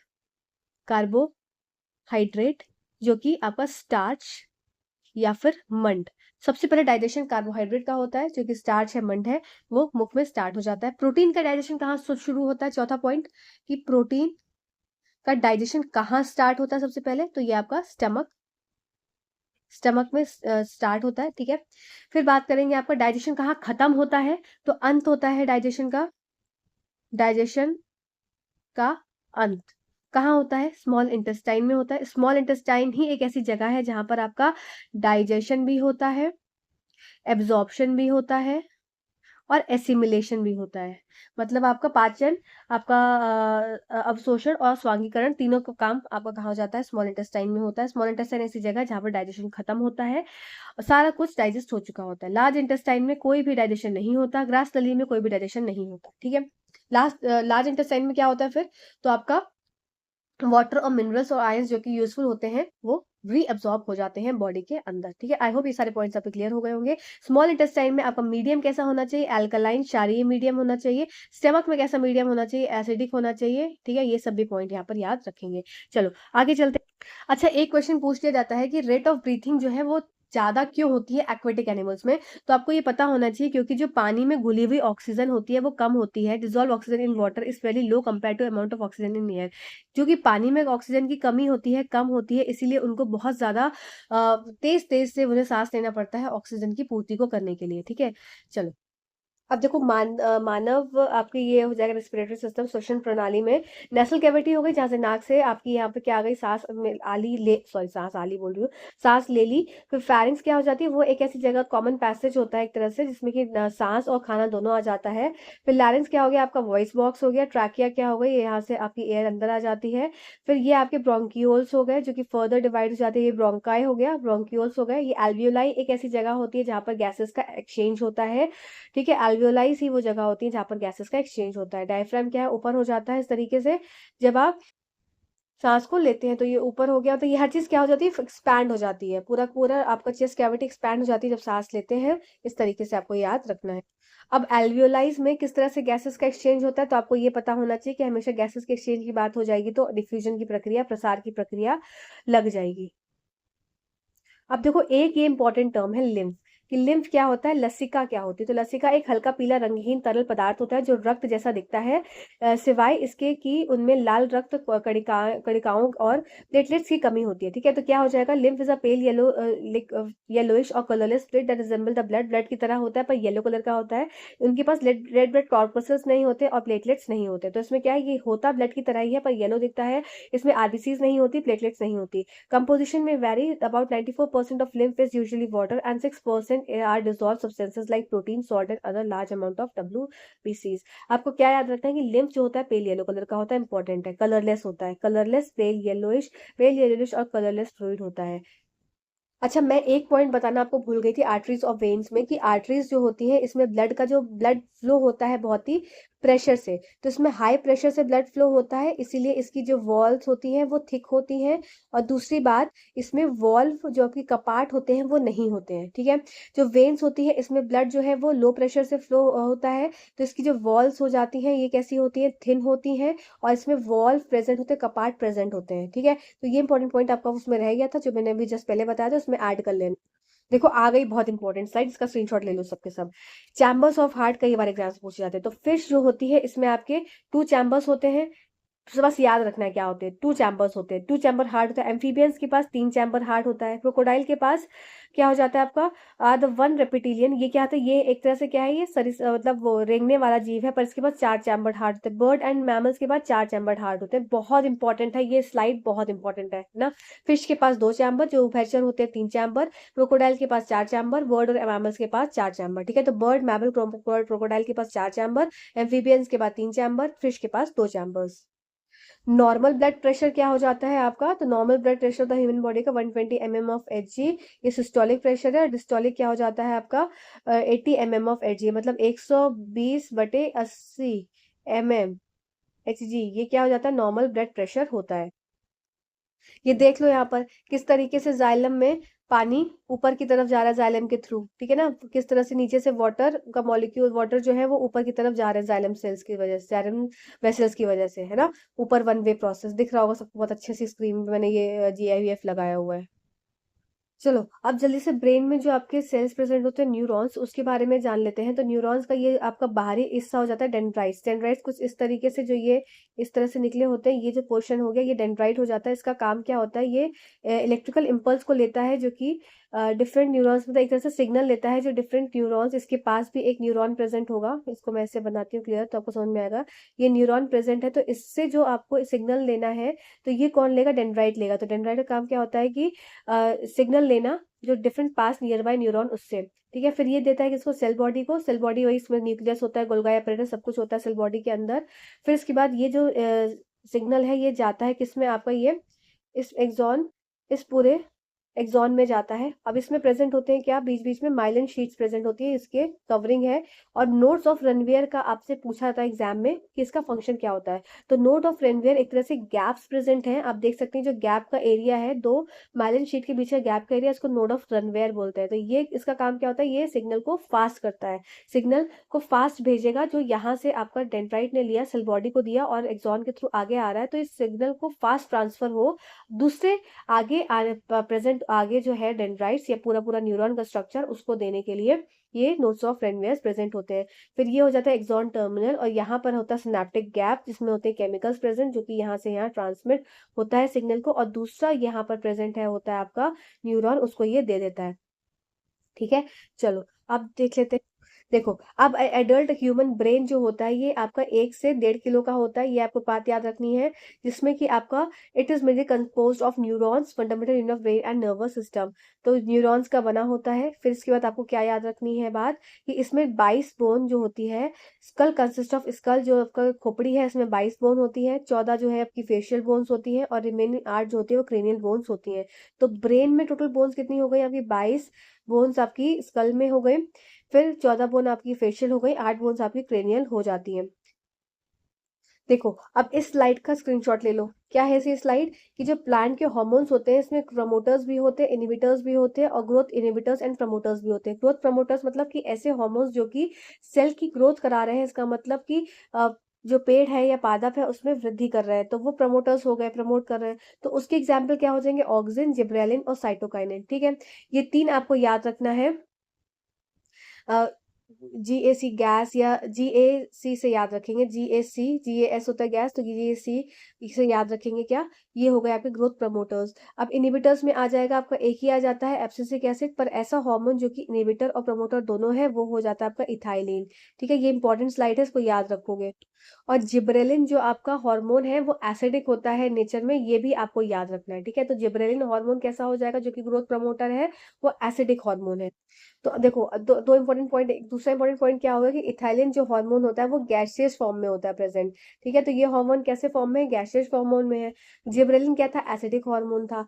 और ये क्या करता है, राइपनिंग ऑफ फ्रूट वो क्या, it is synthesise in the ripening of fruit, तो फ्रूट को थोड़ा सा राइप करने के लिए इस हार्मोन का इस्तेमाल किया जाता है, फास्ट करता है राइपनिंग ऑफ फ्रूट को। देखो, एक हार्मोन से क्वेश्चन आपके पिछली बार एग्जाम में आया था, पेप्टाइड हार्मोन से, और नहीं, स्टेरॉइड हार्मोन से आया था, तो आपको छांटना आना चाहिए। तो आप इसमें मैंने यहाँ पर इसीलिए इसको लिख दिया है पहले, जिससे आपको स्क्रीनशॉट ले लेंगे। पेप्टाइड हार्मोन्स में आपका आ जाएगा oxytocin, insulin, glucagon, calcitonin, prolactin, ठीक है। स्टेरॉइड हार्मोन्स में आपके क्या क्या आ जाएंगे, टेस्टोस्टेरोन, एस्ट्रोजन, प्रोजेस्टेरोन, ये हो गए आपके, ठीक है। साथ साथ ग्लूकोकॉर्टिकॉइड्स और मिनरलोकॉर्टिकॉइड्स, तो ये आपके सारे सेक्स क्या हो जाएंगे आपके, सेक्स स्टेरॉइड हार्मोन्स हो जाते हैं, ठीक है। Sex hormone such as testosterone, oestrogen, progesterone, और साथ साथ आपका ग्लूकोकॉर्टिकॉइड्स और मिनरलोकॉर्टिकॉइड्स। ये एग्जाम्पल आपको याद रख लेना, इसको इंपॉर्टेंट लगा लो, पिछली बार आ चुका है। चलो, अब हॉर्मोन्स को देखते हैं जल्दी से। तो देखो, सबसे पहला हाइपोथैलेमस जो होता है, हाइपोथैलेमस मास्टर ग्लैंड होता है, हाइपोथैलेमस, थैलेमस। तो हाइपोथैलेमस जो होता है वो मास्टर ऑफ मास्टर ग्लैंड होता है, मतलब कि ये पिट्यूटरी ग्लैंड को हम क्या बोलते हैं, ये हमारी मास्टर ग्लैंड है, ठीक है। सबको पता है ये हमारी मास्टर ग्लैंड है। बहुत सारे हार्मोन सेक्रेट करने वाले ऑर्गन्स को क्या करती है, रेगुलेट करती है। पर ये पिट्यूटरी ग्लैंड का भी मास्टर कौन हो जाता है, हाइपोथैलेमस। तो हाइपोथैलेमस पिट्यूटरी को भी कंट्रोल करता है, ठीक है। इस तरह से पीनियल ग्लैंड का काम क्या हो जाता है, इतना आपका रेगुलेशन वाली चीज है। जैसे कि आप अगर सो रहे हैं तो आप सुबह अगर उठ रहे हैं एक ही समय पर उठते हैं, तो अगर वो एक ही समय पर उठने वाली चीज है तो वो पीनियल ग्लैंड के अंदर आ जाएगी। या फीमेल में मेंस्ट्रुअल साइकिल, तो वो भी क्या, हर माह में कुछ डेट जो भी रहती है उस पर क्या होता है, रिपीट होती है। तो कोई भी ऐसी चीज जो कि बॉडी रिपीट कर रही है वो पीनियल ग्लैंड के अंदर आ जाती है, इसमें रिदमिक साइकिल्स होती हैं, ठीक है। इसी तरह से आपका थायराइड ग्लैंड कुछ रिलीज करती है हार्मोन, थाइमस रिलीज करते हैं, एड्रिनल ग्लैंड रिलीज करते हैं। तो ये सारे हार्मोन से चलिए हम जल्दी जल्दी कर लेते हैं इंपॉर्टेंट जो जो चीजें हैं।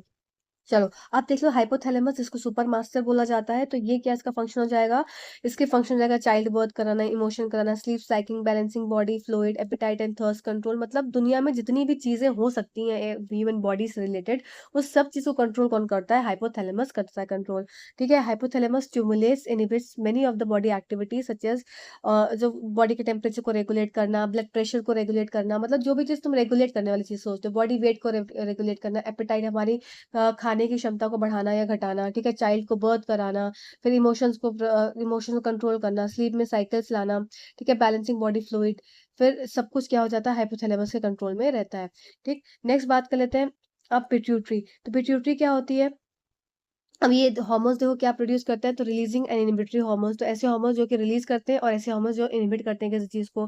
फिर एडीएच, एंटी डाययूरेटिक हार्मोन, और वेसोप्रेसिन, फिर ऑक्सीटोसिन, ठीक। इसको आगे चल के हम पढ़ेंगे। तो मेन आपको क्या याद रखना है कि हाइपोथैलेमस प्रोड्यूस करता है क्या, releasing and inhibitory hormones, ADH, vasopressin और ऑक्सीटोसिन। पिट्यूटरी का क्या काम होता है, पिट्यूटरी का काम होता है, ये मास्टर ग्लैंड होती है, ठीक, ब्रेन में प्रेजेंट होती है, ठीक। फिर इसके बाद करते हैं कि वेरियस हार्मोन्स जो भी होगी पिट्यूटरी के कंट्रोल में, तो ग्रोथ हार्मोन हो गया, ठीक। फिर आपका टीएसएच हो गया, फिर एसीटीएच हो गया, प्रोलैक्टिन हो गया, फिर गोनाडोट्रोफिन्स हो गए, फिर एडीएच हो गया, फिर मेलानोसाइट स्टिमुलेटिंग हार्मोन हो गया, एमएसएच हो गया। तो ये सारे काम किसके हो गए, पिट्यूटरी ग्लैंड के हो गए। नेक्स्ट बात कर लेते हैं किसकी, नेक्स्ट होता है आपका पीनियल ग्लैंड। पीनियल ग्लैंड मैंने बताया कि ये सिक्रेट करता है क्या, मेलेटोनिन और रिदमिक साइकिल्स को कंट्रोल करता है।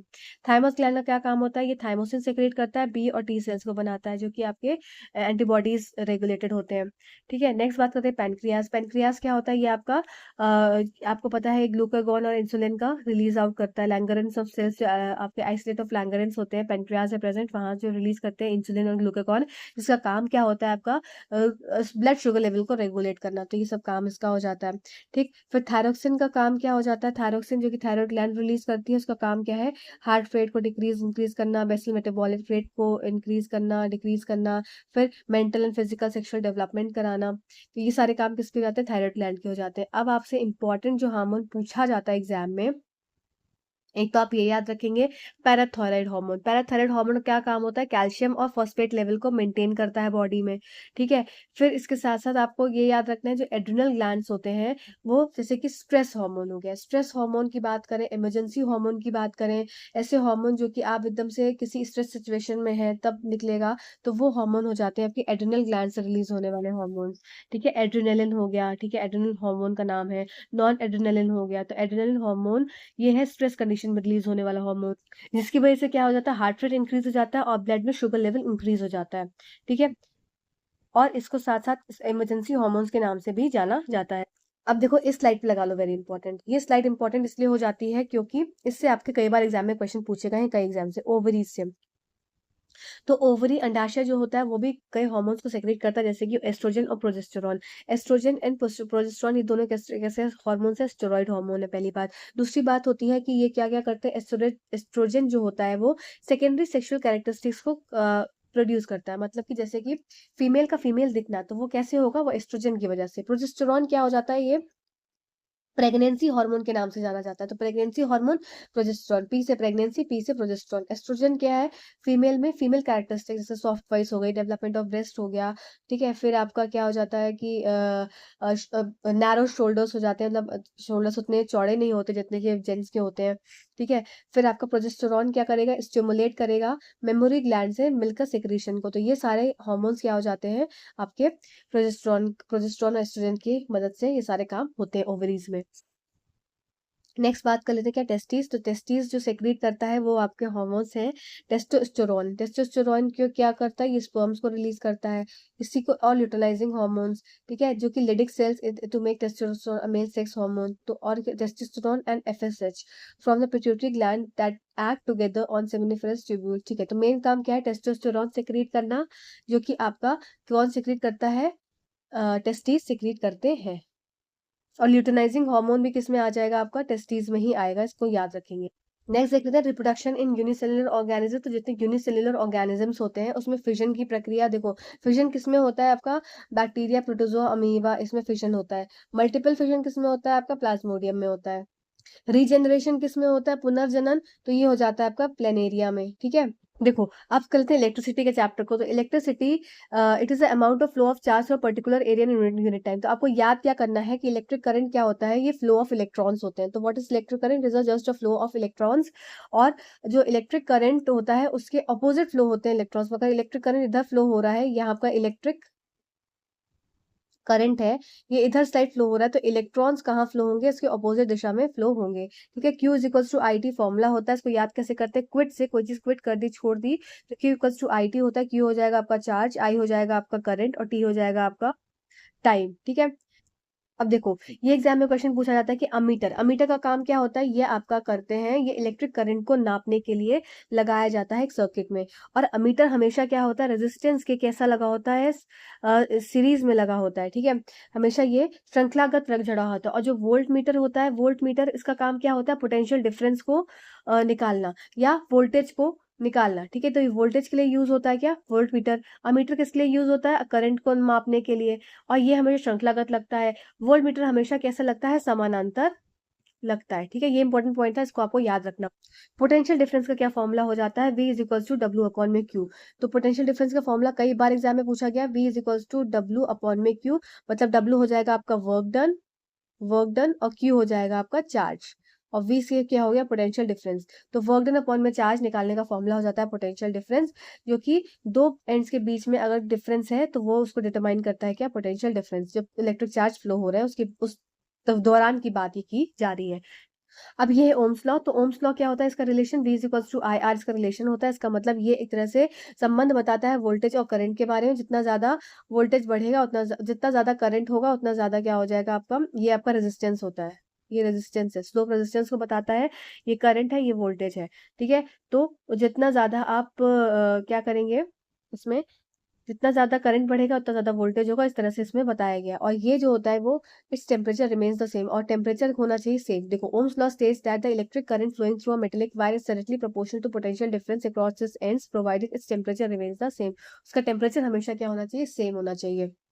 देखो एक फॉर्मूला होता है आपका R is equals to rho L over A। तो ये जो रेजिस्टेंस है ये किस पे डिपेंडेंट होता है, तो R जो होगा जाएगा डायरेक्टली प्रोपोर्शनल हो जाएगा लेंथ के, और R जो है इनवर्सली प्रोपोर्शनल हो जाएगा एरिया ऑफ क्रॉस सेक्शन के। तो यही यहाँ पर लिखा हुआ है कि अगर आप क्या बढ़ाएंगे, अगर आप लेंथ बढ़ाएंगे तो रेजिस्टेंस क्या हो जाएगा, बढ़ जाएगा, ठीक है। और अगर एरिया ऑफ क्रॉस सेक्शन बढ़ाएंगे तो रेजिस्टेंस क्या हो जाएगा, घट जाएगा, ठीक। यही यहाँ पर लिखा हुआ है कि अगर लेंथ बढ़ाएंगे, ये लेंथ बढ़ाते जा रहे हैं तो आपका जो ये रेजिस्टेंस क्या हो जाएगा, ये भी बढ़ जाएगा। पर अगर क्या है, इसकी थिकनेस बढ़ा रहे हैं, मतलब एरिया ऑफ क्रॉस सेक्शन बढ़ा रहे हैं, तो रेजिस्टेंस क्या हो जाएगा, घट जाएगा। R is equals to rho L over A से ही हम ये चीज निकालते हैं, किसी कंडक्टर के ऊपर कौन से कारक काम कर रहे हैं उसके रेजिस्टेंस को मापने के लिए, ठीक है। और रो क्या हो जाता है, ये आपका रो हो जाती है रेजिस्टिविटी, जो कि आपकी क्या हो जाती है, कॉन्स्टेंट हो जाती है, ठीक है। अब नेचर ऑफ द मटेरियल, अगर कंडक्टर आपका क्या है, कुछ कंडक्टर, इंसुलेटर और सेमीकंडक्टर्स की बात करी जा रही है। कंडक्टर्स मतलब चालक, तो चालक में क्या हो जाएगा आपका, कंडक्टर मतलब कि वही चीज कि जैसे आपका खुद सोचो, वुड में क्या इलेक्ट्रिसिटी फ्लो कर सकती है? नहीं। अगर उसकी जगह आयरन है तो इलेक्ट्रिसिटी फ्लो करेगी। इस तरह से अगर इंसुलेटर में वुड वुड आ जाएगा एग्जाम्पल। तो ये सब नेचर ऑफ द मटेरियल पे भी डिपेंड करता है, कितनी इलेक्ट्रिक करंट फ्लो कर रहा है, कितना उसमें प्रतिरोध है। ठीक है। टेम्परेचर क्या हो जाएगा, जितना टेम्परेचर बढ़ाएंगे उतना ज्यादा इंक्रीज होगा क्या, रेजिस्टेंस। टेम्परेचर बढ़ेगा मतलब टेम्परेचर बढ़ेगा तो रेजिस्टेंस भी क्या हो जाएगा, बढ़ेगा। तो इस पे क्या होता है, डायरेक्टली प्रोपोर्शनल होता है। अब देखो, अब ये याद रखना है, अभी तक हमने रेजिस्टेंस देखा किस किस के ऊपर डिपेंडेंट होता है। अब रेजिस्टिविटी, प्रतिरोधकता, it is the resistance of a conductor of a unit length and cross section area. SI unit क्या हो जाती है इसकी, ओम मीटर होती है। अच्छा, ओम मीटर होती है इसकी एसआई यूनिट, और डिपेंड अपॉन द टेम्परेचर और नेचर ऑफ द मटीरियल पे डिपेंड होता है। ठीक है, nature and temperature of the material पर डिपेंड होता है, नेचर एंड टेम्परेचर। अब देखो ये स्लाइड इंपॉर्टेंट है, इसमें अगर रेजिस्टेंस R1 R2 R3 आपको दिया हुआ है तो डायरेक्टली आप R नेट निकाल सकते हैं। अगर सीरीज में लिखा हो जाएगा तो R1 प्लस R2 और प्लस R3 हो जाएगा। ठीक है, इसमें क्या हो जाएगा, 1/R नेट हो जाएगा आपका, 1/R1 plus 1/R2 plus 1/R3। ठीक है, और वोल्टेज हमेशा सीरीज में क्या हो जाता है, वैरी करता है। वोल्टेज यहाँ पर कांस्टेंट रहता है, करंट हमेशा कांस्टेंट रहता है, और वो करंट वैरी करता है। मतलब अगर सीरीज में लगा है तो यहाँ पर करंट हर जगह एक सा जाएगा। ठीक है, पर वोल्ट जो आपका पैरेलल में रहेगा, तो पैरेलल में लगा है तो हर जगह करंट क्या होगा, अलग अलग जाएगा। ठीक है, पर वोल्टेज, यहाँ पर वोल्टेज वैरी करेगा, V1 V2 और V3 रहेगा। यहाँ पर क्या रहेगा आपका, करंट I1 I2 और I3 रहेगा। ठीक है, यही यहाँ पर चीज लिखी हुई है। Heating effect of electric current से आपके क्या होता है, आपका क्वेश्चन आता है कुछ इस तरीके से, H is equals to I square R T. Direct formula based question आता है। आई करंट हो जाएगा, आर रेजिस्टेंस हो जाएगा, और आपका टी क्या है, आपका टाइम हो जाएगा। ठीक है, तो ये according to Joule's law of heating effect, when current flows through the electron move. देखो हीटिंग, कोई भी चीज अगर हम चार्जिंग में पहले मोबाइल लगाए थोड़ी देर बाद वो गर्म हो जाता है। क्यों गर्म हो जाता है, क्योंकि इसके अंदर जो इलेक्ट्रॉन्स हैं उसमें क्या है, मूवमेंट बढ़ता है, वो एक दूसरे से टकराते हैं, और टकराने की वजह से हीट को प्रोड्यूस करते हैं। इसी को बोलते हैं heating effect of electric current. अब ये heating effect of electric current जो है वो जूल्स लॉ पर निर्भर होता है, तो इसीलिए इसको बोला जाता है कि joules law of heating effect of electric current. अब इसका क्या हो जाएगा, एप्लीकेशन आपको पढ़ना है, जैसे कि बल्ब है, तो बल्ब के अंदर क्या होता है, सबसे पहली बात, फिलामेंट जो लगा होता है, तंतु जो लगा होता है वो टंगस्टन का बना होता है। फिलामेंट के पास हाई रेजिस्टेंस होता है, बहुत इंपॉर्टेंट स्लाइड है, इसको याद कर लेना। इसका मेल्टिंग पॉइंट गलनांक होता है, ये 3380 डिग्री सेल्सियस होता है, और नाइट्रोजन और आर्गन जो है बल्ब के अंदर ये फिल होते हैं। ठीक है, अब फ्यूज जो होता है ये प्रोटेक्ट करता है हमारे घर के अप्लायंसेस को, और फ्यूज का जो मेटल होता है, फ्यूज वायर जो बना होता है वो लो मेल्टिंग पॉइंट का बना होता है। ठीक है, और मेटल्स यूज इन फ्यूज, जो भी मेटल्स जो हम इस्तेमाल करते हैं फ्यूज के अंदर, उसका मेल्टिंग पॉइंट कम होता है, गलनांक कम होता है। फ्यूज की हमेशा मिनिमम लिमिट होती है, क्योंकि जरा सी मिनिमम लिमिट से वो एक्सचेंज बढ़ता है तो वो टूट जाता है। जनरली टिन और लेड का ये बना होता है फ्यूज। ठीक है, fuse wire has low melting point and high resistivity. तो फ्यूज वायर के पास क्या हो जाता है, इसके पास लो मेल्टिंग पॉइंट और हाई रेजिस्टिविटी होती है। ठीक है, when high voltage comes in the circuit, fuse wire breaks and the circuit to save the electrical appliances. की समझ में आई बात को, मैंने क्या बोला, फिलामेंट के अंदर हाई रेजिस्टेंस होता है, फ्यूज के अंदर लो रेजिस्टेंस होता है। इस बात को याद रखेंगे, बल्ब के अंदर हाई रेजिस्टेंस, फ्यूज के अंदर लो रेजिस्टेंस। ठीक है, और इसके अंदर लो मेल्टिंग पॉइंट होता है, गलनांक इसका कम होता है। ठीक है, इस बात को याद रखेंगे। फ्यूज के पास मिनिमम लिमिट होती है, टिन और लेड का ये बना होता है, लो मेल्टिंग पॉइंट होता है। इन सारी बातों को आपको याद रखना है। यही सारी चीज हिंदी में लिखी है कि बल्ब क्या है, फिलामेंट टंगस्टन होता है, फिलामेंट में उच्च प्रतिरोध होता है, जिसका 3380 डिग्री सेल्सियस इसका गलनांक होता है, उच्च होता है जो कि, और आपका बल्ब में नाइट्रोजन और आर्गन भरा होता है। फिर फ्यूज में की अगर बात करी जाए तो फ्यूज इसका उपयोग विद्युत उपकरणों की सुरक्षा के लिए किया जाता है। फ्यूज का गलनांक कम होता है। फ्यूज तारों में प्रयुक्त धातु जिसका गलनांक न्यूनतम होता है। फ्यूज तार में न्यूनतम सीमा होती है। फ्यूज में आमतौर पर टिन और सीसा का उपयोग किया जाता है, क्योंकि इसका गलनांक बहुत कम होता है। ठीक, इस प्रकार फ्यूज तार का गलनांक और प्रतिरोधकता उच्च होती है। देखो, गलनांक कम होता है, प्रतिरोधकता क्या हो जाती है, उच्च होती है, हाई रेजिस्टिविटी होती है। देखो, अब रियोस्टैट का इस्तेमाल, रियोस्टैट का क्यों किया जाता है, तो रियोस्टैट देखो, अगर हमारे सर्किट का क्या करना है, वोल्टेज बदलना है, बिना चेंज करे, किसको, वोल्टेज को चेंज करना है बिना करंट को चेंज करे, तो रियोस्टैट का इस्तेमाल होता है। क्या मैंने बोला, इसका उपयोग वोल्टेज को बदले बिना सर्किट में करंट बदलने के लिए किया जाता है। अगर करंट को बदलना है वोल्टेज को चेंज करे बिना, तब रियोस्टैट का इस्तेमाल किया जाता है। It is a variable resistor used to control the electric current by increasing और decreasing the resistance fluorofluorocarbons manually इस काम को किया जा सकता है। अच्छा, अब देख लेते हैं क्या क्लोरोफ्लोरोकार्बन्स के बारे में भी कई बार एग्जाम में क्वेश्चन पूछ लिया जाता है। तो जस्ट अ सेकेंड, अपडेट आ गया मेरा।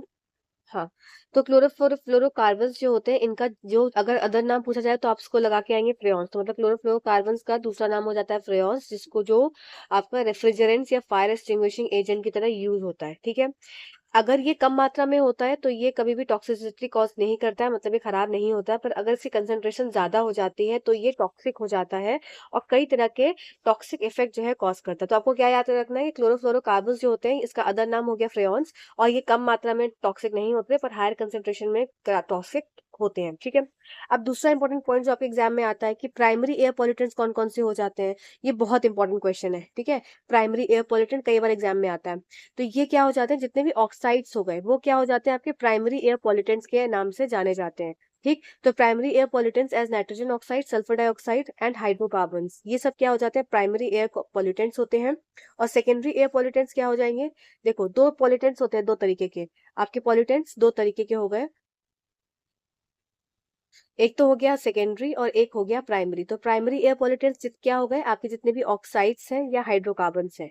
ठीक है, हाइड्रोकार्बन्स एंड ऑक्साइड्स, इसको नोट कर लेना जरूर से इस पॉइंट को। और जो आपके सेकेंडरी एयर पॉल्यूटेंट्स है वो आपका क्या हो गया, ओजोन हो गया और आपका PAN हो गया, जिसको बोलते हैं पेरोक्सी एसिटाइल नाइट्रेट। ठीक, ये जरूर से नोट कर लेना। ठीक, चलो आगे देख लेते हैं। एक और चीज आपका इंपॉर्टेंट है कि रेनबो का फॉर्मेशन जो होता है वो रिफ्लेक्शन, रिफ्रैक्शन और डिस्पर्शन ऑफ लाइट की वजह से होता है। ठीक है, और ये आपका जो सनलाइट है उसके जस्ट अपोजिट, जैसे जहां पर सन है उसके जस्ट अपोजिट आपको रेनबो देखने को मिलता है। यहाँ पर अगर सन है तो इसके ऑपोजिट हो गया, आपको रेनबो देखने को मिलेगा। ठीक है, तो आपको रेनबो से इंपॉर्टेंट पॉइंट क्या होगा, रिफ्रैक्शन, डिस्पर्शन ऑफ लाइट और रिफ्लेक्शन की वजह से बनता है। ठीक है, दूसरा पॉइंट कि सनलाइट के हमेशा ऑपोजिट विपरीत दिशा में रेनबो का फॉर्मेशन होता है। अब इधर देख लो रेनबो का थोड़ा सा, जो आपका व्हाइट लाइट 7 कलर में विभाजित होती है, मतलब डिस्ट्रीब्यूट होती है। तो ये क्या हो जाएगा, डेविएट हो जाती है। तो जो आपका रेड लाइट है और ये वॉयलेट लाइट है, तो इसमें क्या हो जाता है, आपका वेवलेंथ सबसे ज्यादा रेड लाइट की होती है और मिनिमम किसकी हो जाती है, वॉयलेट लाइट की। इसी के उल्टा क्या हो जाता है, आपकी फ्रीक्वेंसी हो जाती है। तो फ्रीक्वेंसी सबसे कम हो जाती है रेड लाइट की और फ्रीक्वेंसी सबसे ज्यादा हो जाती है किसकी, वॉयलेट लाइट की। नेक्स्ट बात ये समझ लो कि जब भी अगर एक मीडियम से दूसरे मीडियम में लाइट ट्रेवल कर रही है, जैसे कि आपका ये हो गया, ये आपका एयर है और ये आपका वाटर है, तो ये दो अलग अलग तरह के मीडियम हो गए। ठीक है, और अगर लाइट ट्रैवल कर रही है एक मीडियम से दूसरे मीडियम, तो क्या क्या चीज पे प्रभाव पड़ता है, क्या चीज पे प्रभाव नहीं पड़ता है। तो वेलोसिटी हमेशा क्या हो जाती है, डिक्रीज होती है। वेलोसिटी, जो वेग है, क्या हो जाएगा, हमेशा कम हो जाएगी। साथ साथ जो वेवलेंथ है ये भी क्या हो जाएगी, कम हो जाएगी। ठीक है, अब फ्रीक्वेंसी क्या रहेगी, फ्रीक्वेंसी क्या रहेगी, कांस्टेंट रहेगी। तो फ्रीक्वेंसी क्या रहेगी, आपकी कांस्टेंट रहेगी। ये आपके प्रीवियस ईयर क्वेश्चन आ चुका है ये वाला सेम, तो इसको आपको ज्यादा ध्यान देना है कि प्रीवियसली आज क्वेश्चन रिपीट हुए हैं। ठीक है, तो क्या मैंने बोला कि जब भी लाइट एक मीडियम से दूसरे मीडियम में जाएगी तो उसकी वेवलेंथ और उसकी वेलोसिटी क्या हो जाएगी, कम हो जाएगी। यहाँ से यहाँ आ रही है तो खुद ही सोचो वेलोसिटी कम हो जाएगी, जब वेलोसिटी कम हो रही है तो वेवलेंथ भी कम हो जाएगी। पर फ्रीक्वेंसी, उसकी आवृत्ति क्या रहेगी, कांस्टेंट रहेगी। इस बात को याद रखेंगे, ये यहाँ पर है, इसको स्क्रीनशॉट ले लो। वेलोसिटी डिक्रीज हो जाएगी जब लाइट ट्रैवल करेगी रेयर मीडियम से डेंसर मीडियम में, और फ्रीक्वेंसी क्या रहेगी, कांस्टेंट रहेगी। वेवलेंथ आल्सो डिक्रीज, वेवलेंथ भी कम हो जाएगी। अब देखो एक क्वेश्चन आ जाता है आपका स्केलर और वेक्टर क्वांटिटी से। स्केलर क्वांटिटीज क्या हो जाती है, जिसके पास सिर्फ उसका मैग्नीट्यूड होता है। वेक्टर वो हो जाती है जिसका मैग्नीट्यूड और डायरेक्शन दोनों होता है। मैग्नीट्यूड मतलब कि कोई ना कोई उसकी वैल्यू होगी। ठीक है, तो स्केलर में क्या क्या आ जाएंगी, डिस्टेंस हो गया, स्पीड हो गया। डिस्टेंस की जगह डिस्प्लेसमेंट हो जाएगा, वो आपका विस्थापन, ये आपका वेक्टर क्वांटिटी हो जाएगा। स्पीड आपकी स्केलर है तो वेलोसिटी हो जाएगी, वेग वो हमेशा वेक्टर हो जाएगी। टाइम, एक्सेलरेशन आपका वेक्टर है। ठीक है, इसकी यूनिट भी लिखी हुई है तो साथ में देखते जाएंगे, इंपॉर्टेंट होती है यूनिट्स भी। जैसे एक्सेलरेशन की मीटर पर सेकेंड स्क्वायर होती है। ठीक है, एक्सेलरेशन क्या हो गया, मीटर पर सेकेंड स्क्वायर। फोर्स की न्यूटन, टेम्परेचर केल्विन हो गया, प्रेशर पास्कल या न्यूटन पर मीटर स्क्वायर। और एक और होती है इसकी टॉर भी होती है ना, मैंने आपको कराया है पहले, जिसने देखा होगा उसको याद होगा।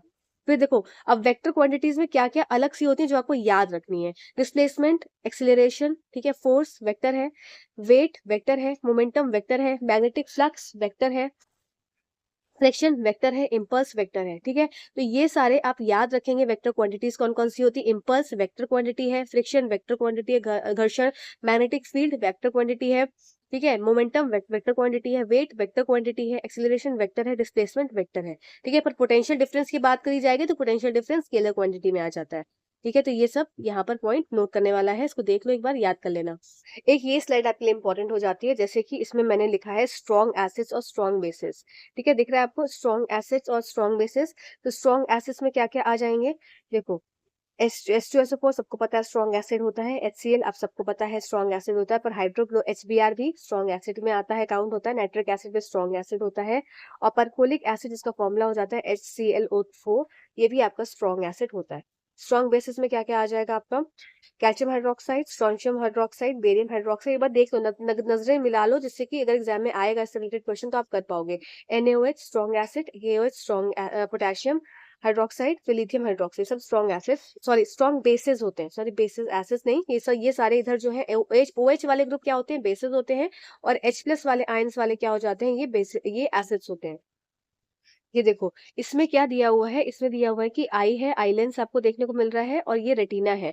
तो इसमें पूछा गया कि focal length of a normal eye, तो नॉर्मल आई की फोकल लेंथ क्या हो जाती है, 2 सेंटीमीटर होती है।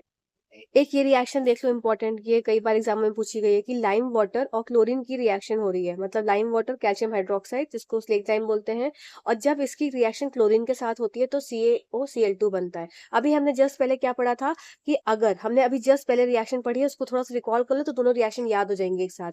अगर CO2, अगर मैंने क्या किया, कैल्शियम हाइड्रोक्साइड, इसी को क्या बोला, लाइम वाटर, ठीक है, इसको क्या किया, इसकी रिएक्शन CO2 के साथ कराई, जो कि हम लोग ने फूका था तो कार्बन डाइऑक्साइड मुंह से निकली थी, तो क्या बना था, कैल्शियम कार्बोनेट बना था, जिसको बोला था लाइमस्टोन। ये हमारा लाइमस्टोन था, और ये इसके बनने से क्या था, ये आपका जो लाइम वाटर था वो टर्न हो जा रहा था मिल्की मिल्की कलर का हो जा रहा था, मिल्की कलर का।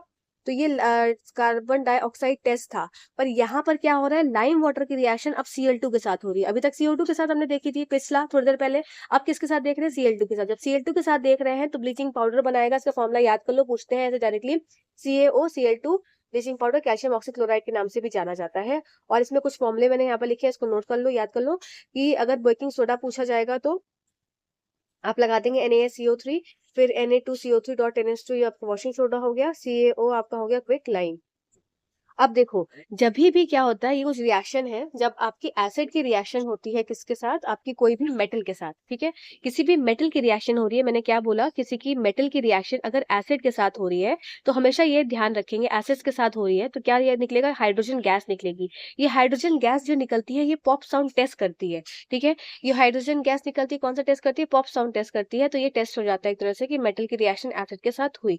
तो यहाँ पर क्या बन रहा है, FeCl2 बन रहा है और H2 रिलीज हो जा रहा है, तो एक तरह से ये डिस्प्लेसमेंट रिएक्शन हो जाती है। ठीक, अब देखो यहाँ पर टाइप्स ऑफ रिएक्शन, ये देख लो, कई बार आ जाती है एग्जाम में। ये आपकी न्यूट्रलाइजेशन रिएक्शन किसके साथ हो जाती है, एसिड की रिएक्शन। एसिड की रिएक्शन जब बेस के साथ होगी तो क्या बना देता है, सॉल्ट प्लस वाटर बना देता है, सॉल्ट प्लस वाटर बना देता है, ठीक है। अब सिंथेसिस रिएक्शन, मतलब कि इसको कॉम्बिनेशन रिएक्शन के नाम से भी जानते हैं, तो आपके एग्जाम में कॉम्बिनेशन रिएक्शन के नाम से आती है। ठीक, तो ये क्या हो जाएगा, A प्लस बी की रिएक्शन हो गई, AB बना लिया, तो मतलब Mg+O2 हो गया, MgO बन गया, कंबाइन हो गया। कंबशन रिएक्शन में ऑक्सीजन के साथ रिएक्शन होगी हमेशा, कोई भी रिएक्शन अगर ऑक्सीजन के साथ दिख रही है तो वो कंबशन रिएक्शन के अंदर आ जाती है। सिंगल रिप्लेसमेंट या डिस्प्लेसमेंट रिएक्शन में इसने X के साथ था, अब AX की जगह BX हो जाएगा और A सिंगल रह जाएगा। ये आपको यहाँ पे याद रखना है।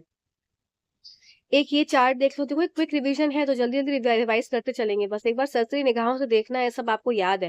देखो विनेगर में क्या होता है प्रेजेंट, एसिटिक एसिड, ऑरेंज में साइट्रिक एसिड, तो साइट्रिक एसिड और कहाँ प्रेजेंट हो सकता है, लेमन में भी हो जाएगा, ठीक है, ऑरेंज और लेमन एक जैसा दिखता है।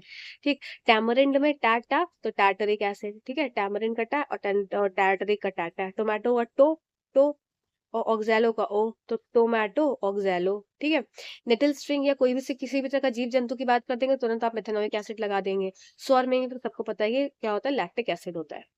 चलो अब थोड़ी सी बातें जियो स्टेशनरी सैटेलाइट की जान लो, भी लास्ट टाइम भी रिपीट हुआ था क्वेश्चन और इससे पहले बार भी आया था, तो हो सकता है दोबारा भी आ जाए।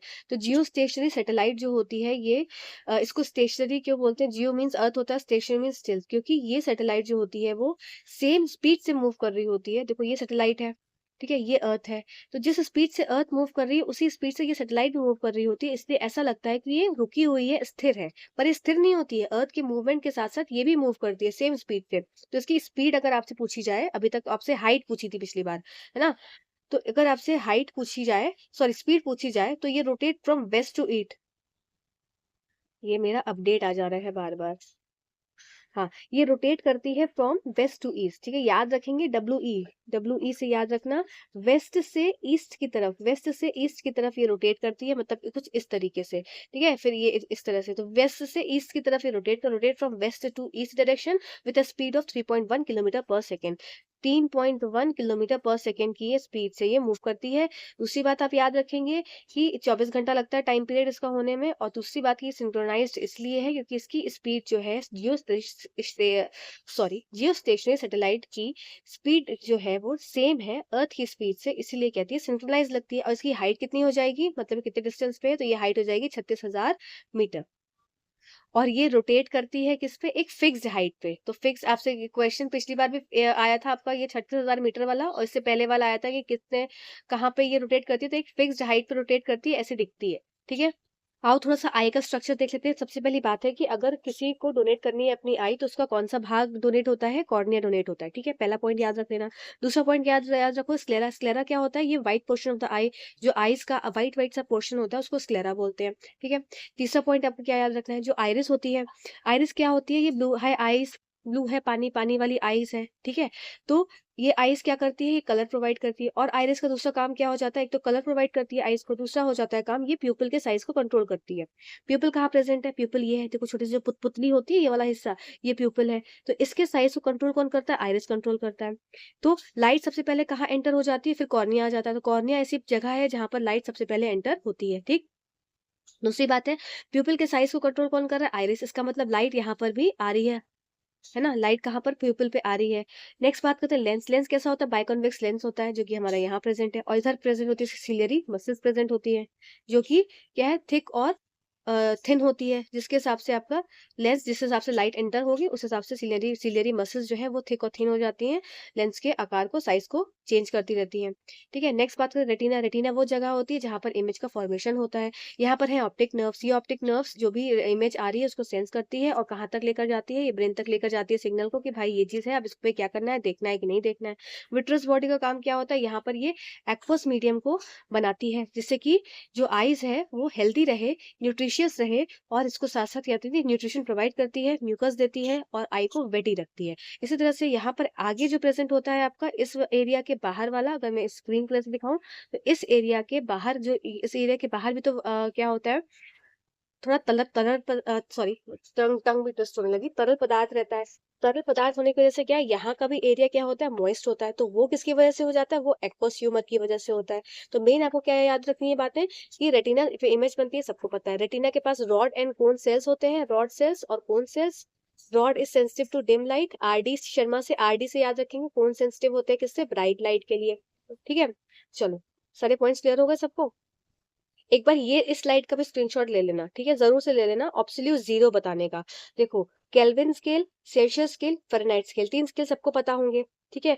तो वाटर हमेशा उबलता है। देखो सबसे पहले हम सेल्सियस को देखेंगे, जिससे कि बाकी सेल्सियस को देख के याद हो जाएंगे। सेल्सियस हमको पहले देखना है, सब लोग इस पे ध्यान देंगे, जहां मैंने पिंक कलर से टिक किया है। सेल्सियस, पानी उबलता है 100 डिग्री पे, पानी ठंडा होता है, बर्फ बन जाता है 0 डिग्री सेल्सियस पे, ठीक है। तो इसका एब्सोल्यूट जीरो टेम्परेचर क्या हो जाएगा, इसका एब्सोल्यूट जीरो हो जाएगा -273.15 डिग्री, ठीक है, याद कर लो। अब बात कर लेते हैं किस पे, केल्विन पे आ जाओ।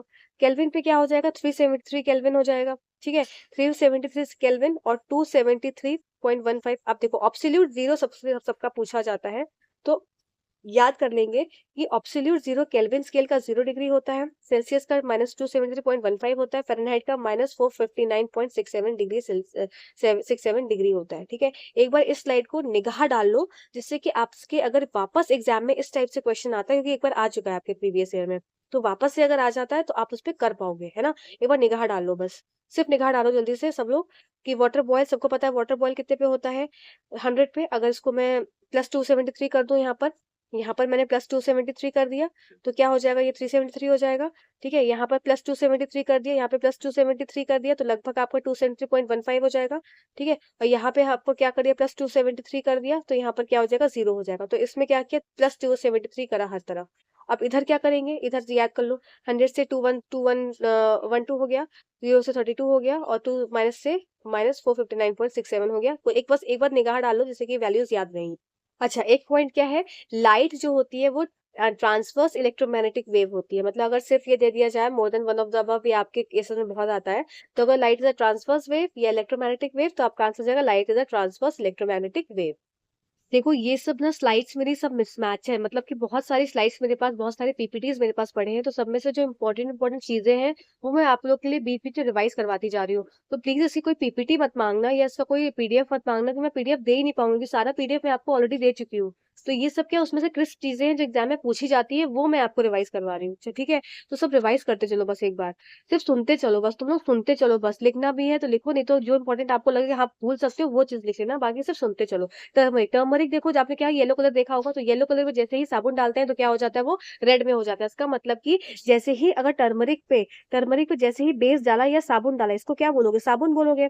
ठीक है, जैसे ही साबुन डाल देते हो तो कैसा हो जाता है, रेड कलर का हो जाता है। और टर्मरिक में अगर कोई भी अगर लेमन जूस डाल दोगे तो वो कैसा रहता है, वो येलो का येलो ही रहता है। इसका मतलब जो टर्मरिक हमारा एक नेचुरल इंडिकेटर है, जिसको एसिड डालने पर वो येलो ही रहता है, पर अगर उस पे बेस डालते हैं तो वो कैसा हो जाता है, वो आपका रेड हो जाता है। ऐसे मिथाइल ऑरेंज इंडिकेटर आपसे एग्जाम में कई बार क्वेश्चन पूछा जाता है। तो न्यूट्रल पीएच पे मिथाइल ऑरेंज कलर का ही रहता है, जैसे एसिड ऐड करते हैं तो वो रेड कलर का हो जाता है, और अगर बेस रहेगा तो वो पीला का पीला ही रहेगा।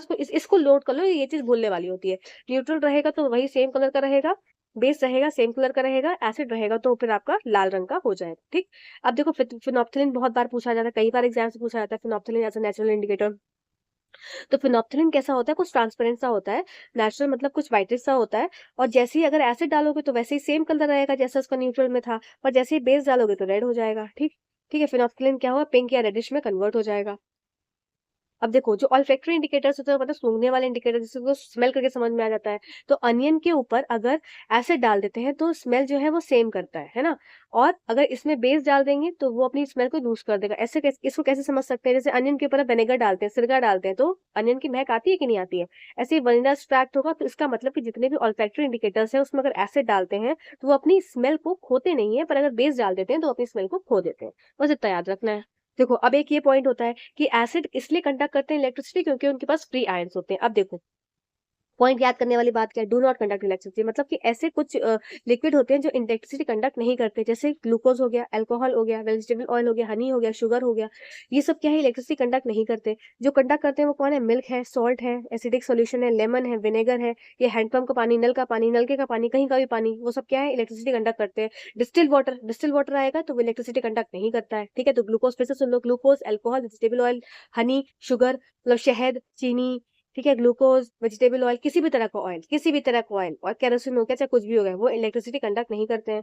पर अगर इसी जगह पर पानी हो गया, कहीं का भी पानी एक्सेप्ट डिस्टिल वाटर तो इलेक्ट्रिसिटी कंडक्ट नहीं करता है। ठीक है, पर अगर डिस्टिल वाटर के अलावा कोई भी पानी है तो इलेक्ट्रिसिटी कंडक्ट करेगा। मिल्क कंडक्ट करेगा, ठीक है, सॉल्ट सोल्यूशन कंडक्ट करेगा, लेमन कंडक्ट करेगा, क्योंकि इसमें सबके पास फ्री H+ आयंस प्रेजेंट होते हैं।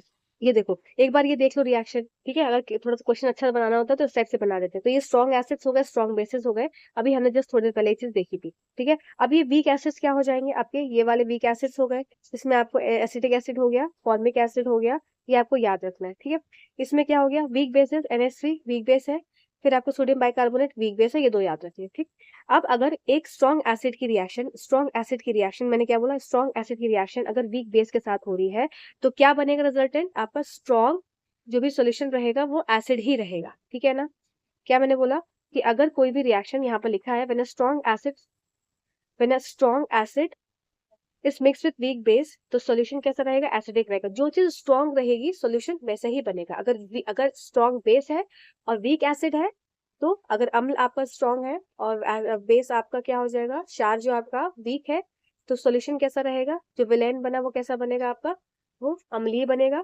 पर अगर आपका क्षार स्ट्रॉन्ग है और आपका आपका एसिडिक मीडियम है, जो एसिड है वो स्ट्रॉन्ग है, वो वीक है, ठीक है, तो आप कैसा सोल्यूशन विलय बनेगा, वो आपका स्ट्रॉन्ग क्षार वाला सोल्यूशन बनेगा। पर अगर वीक एसिड और वीक बेस है, मतलब दोनों चीज वीक है, तो न्यूट्रलाइजेशन रिएक्शन हो जाएगी।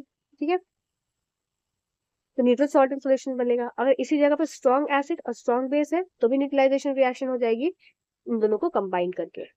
अब यहाँ पर देख लो आपका प्लास्टर ऑफ पेरिस का फॉर्मूला। ठीक है, तो plaster of Paris is mixed with water, तो ये आपका प्लास्टर ऑफ पेरिस है। ठीक है, इसको जब वाटर के साथ मिक्स करेंगे तो जिप्सम बन जाता है। तो प्लास्टर ऑफ पेरिस में क्या हो जाएगा, आधा। अब याद कैसे रखोगे प्लास्टर ऑफ पेरिस का फॉर्मूला, कि जब हाथ आधा टूट जाता है तो हमको आधा लगाना पड़ता है, तो हमें प्लास्टर लगाना पड़ता है। तो आधा वाला जहाँ पे भी आपको दिखेगा तो आप प्लास्टर ऑफ पेरिस पे लगा देना, कंफ्यूज नहीं होना बस। जिप्सम में क्या हो जाएगा, 2 हो जाएगा डायरेक्टली, ठीक। और जिसको जरा भी फॉर्मूले में इसके जो केमिकल फॉर्मूलेज में दिक्कत आ रही है, वो इस स्लाइड को क्या करे, इसका स्क्रीनशॉट ले ले और इसको 1-2 बार देख लेगा तो याद हो जाएगा। सारे फॉर्मूलेज मैंने एक ही तरफ यहाँ पर नोट कर दिए हैं सब, ठीक है। तो इसको, ये सारे इंपॉर्टेंट है, इसमें से कोई ना कोई फंस जाता है एग्जाम में, तो इसको जल्दी से नोट कर लो सब लोग। देखो विटामिन में वाटर सोल्यूबल क्या होते हैं, विटामिन बी और सी, और आपके फैट सोल्यूबल क्या हो जाएंगे, कीड़ा, KEDA। देखो अब आपके एग्जाम के लिए बहुत इंपॉर्टेंट चीज मैं यहाँ बताने जा रही हूँ, जो कि कई बार आपके एग्जाम में रिपीट हुई है। सारे विटामिन और उनके केमिकल नेम याद कर लेना। विटामिन ए को रेटिनॉल बोलते हैं, एक है इसका निमोनिक रथ पर एक ट्रॉफी, ऐसे करके मैंने सुना है, तो रथ पर एक ट्रॉफी करके है, वरना याद करें। Vitamin A retinol, vitamin B1 thiamine, vitamin B2 riboflavin, vitamin B3 niacin, vitamin B5 pantothenic acid, vitamin B6 pyridoxine, vitamin B7 biotin, फिर आपका विटामिन B9 फॉलिक एसिड, ठीक है। और इससे होने वाले रोग बहुत इंपॉर्टेंट है, याद करके जाना, जरूर से याद कर लेना प्लीज। नाइट ब्लाइंडनेस हो गया, वेरी वेरी हो गया, फिर आपका पेलेग्रा हो गया विटामिन B3 से, फिर आपका विटामिन B5 से नहीं पूछा जाता है। डिजीजेस में सारी, देखो सारी नहीं याद करनी होती डिजीजेस में, कुछ डिजीजेस इंपॉर्टेंट जैसे पेलेग्रा हो गई, बेरी बेरी हो गई, नाइट ब्लाइंडनेस हो गई, पर केमिकल नेम आपको सबके याद करने हैं, ठीक है। विटामिन B12 को साइनोकोबैलामिन बोलते हैं, ठीक है, इससे अनीमिया होता है। विटामिन सी जो है आपका स्कॉर्बिक एसिड, इसको आप स्कर्वी के नाम से भी जानते हैं, डिजीज हो जाती है। विटामिन डी कोरो कैल्सीफेरॉल या कैल्सीफेरॉल रिकेट्स हो जाती है इसमें, विटामिन ई टोकोफेरॉल, ठीक है। फिर इसके बाद हो जाती है आपकी विटामिन के फाइलोक्विनोन, ठीक है, फाइलोक्विनोन या ब्लड क्लॉटिंग विटामिन के नाम से भी ये जाना जाता है। तो ये इंपॉर्टेंट स्लाइड है आपके एग्जाम में, विटामिन, उसके केमिकल नेम और उससे होने वाली डिजीजेस और उसके सोर्सेज, ये जरूर आते हैं, इसको कर लो एक बार, है ना। ये दोनों स्लाइड एक बार देख लेना अच्छे से, इसका स्क्रीनशॉट ले लो तुम लोग और याद जरूर कर लेना। कुछ कुछ चीजें जो मैं बोल रही हूँ ना कि उसको कर लेना, तो उसको कर लेना अच्छे से। ये हो गया, इसका स्क्रीनशॉट ले लिया होगा, अब इसका स्क्रीनशॉट ले लो तुम लोग सब लोग, और उसको एक बार देखो, 1-2 बार देख लेते ना, तुम्हारे दिमाग में रह जाती हैं चीजें। सो के उठे, देख लिया एक बार बस, तुम मोबाइल खोल के पलट लिया, हाँ इसका स्क्रीनशॉट बोला था, इसका स्क्रीनशॉट देख लिया। इस तरीके से पढ़ाई की जाती है, बहुत प्रेशर लेके पढ़ाई नहीं की जाती, आराम से रिलैक्स मूड होकर। अब देखो ये एनसीईआरटी की स्लाइड है ना, एनसीईआरटी की पूरी पूरी स्लाइड है, तो इसमें बहुत होने चांसेस होते हैं। विटामिन B1 से बेरी बेरी ने दिया है, सी स्कर्वी, डी रिकेट्स, ठीक। फिर ये इंपॉर्टेंट हो गया, बस यहीं पे ये 3 चीजें यहाँ पर दी हुई है, 3 चीजों से क्वेश्चन आ जाता है। अब देखो जल्दी से फूड टेस्ट देख लो।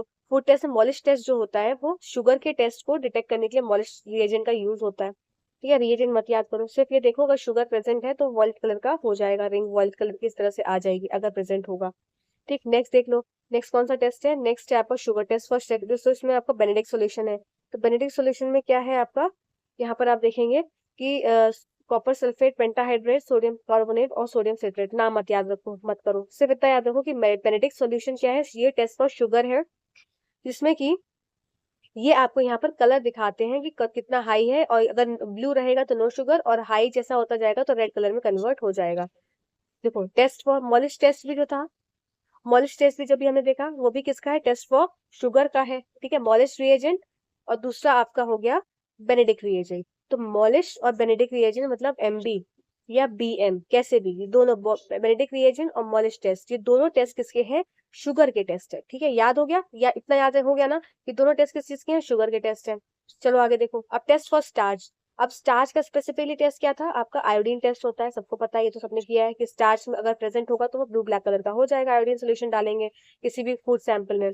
नेक्स्ट देख लेते हैं, प्रोटीन टेस्ट कौन सा हो जाता है, प्रोटीन टेस्ट का नाम होता है बायोरेट टेस्ट। बेनेडिक्ट से नहीं ये कंफ्यूज होंगे, बेनेडिक्ट टेस्ट आपका कार्बोहाइड्रेट का टेस्ट होता है जिसमें शुगर को टेस्ट करते हैं, और यहाँ पर टेस्ट फॉर प्रोटीन में आपका बायोरेट टेस्ट होता है, ठीक है। तो बायोरेट रिएजेंट बहुत इंपॉर्टेंट है, थोड़ा याद कर लो इस रिएजेंट को। Biuret reagent is made up of copper sulphate and sodium hydroxide, sodium potassium tartrate known as Rochelle salt, ठीक है। इतना याद रखो, इतना याद रखो कि अगर पॉजिटिव बायोरेट टेस्ट है तो पर्पल कलर का सोल्यूशन हो जाएगा, ठीक है।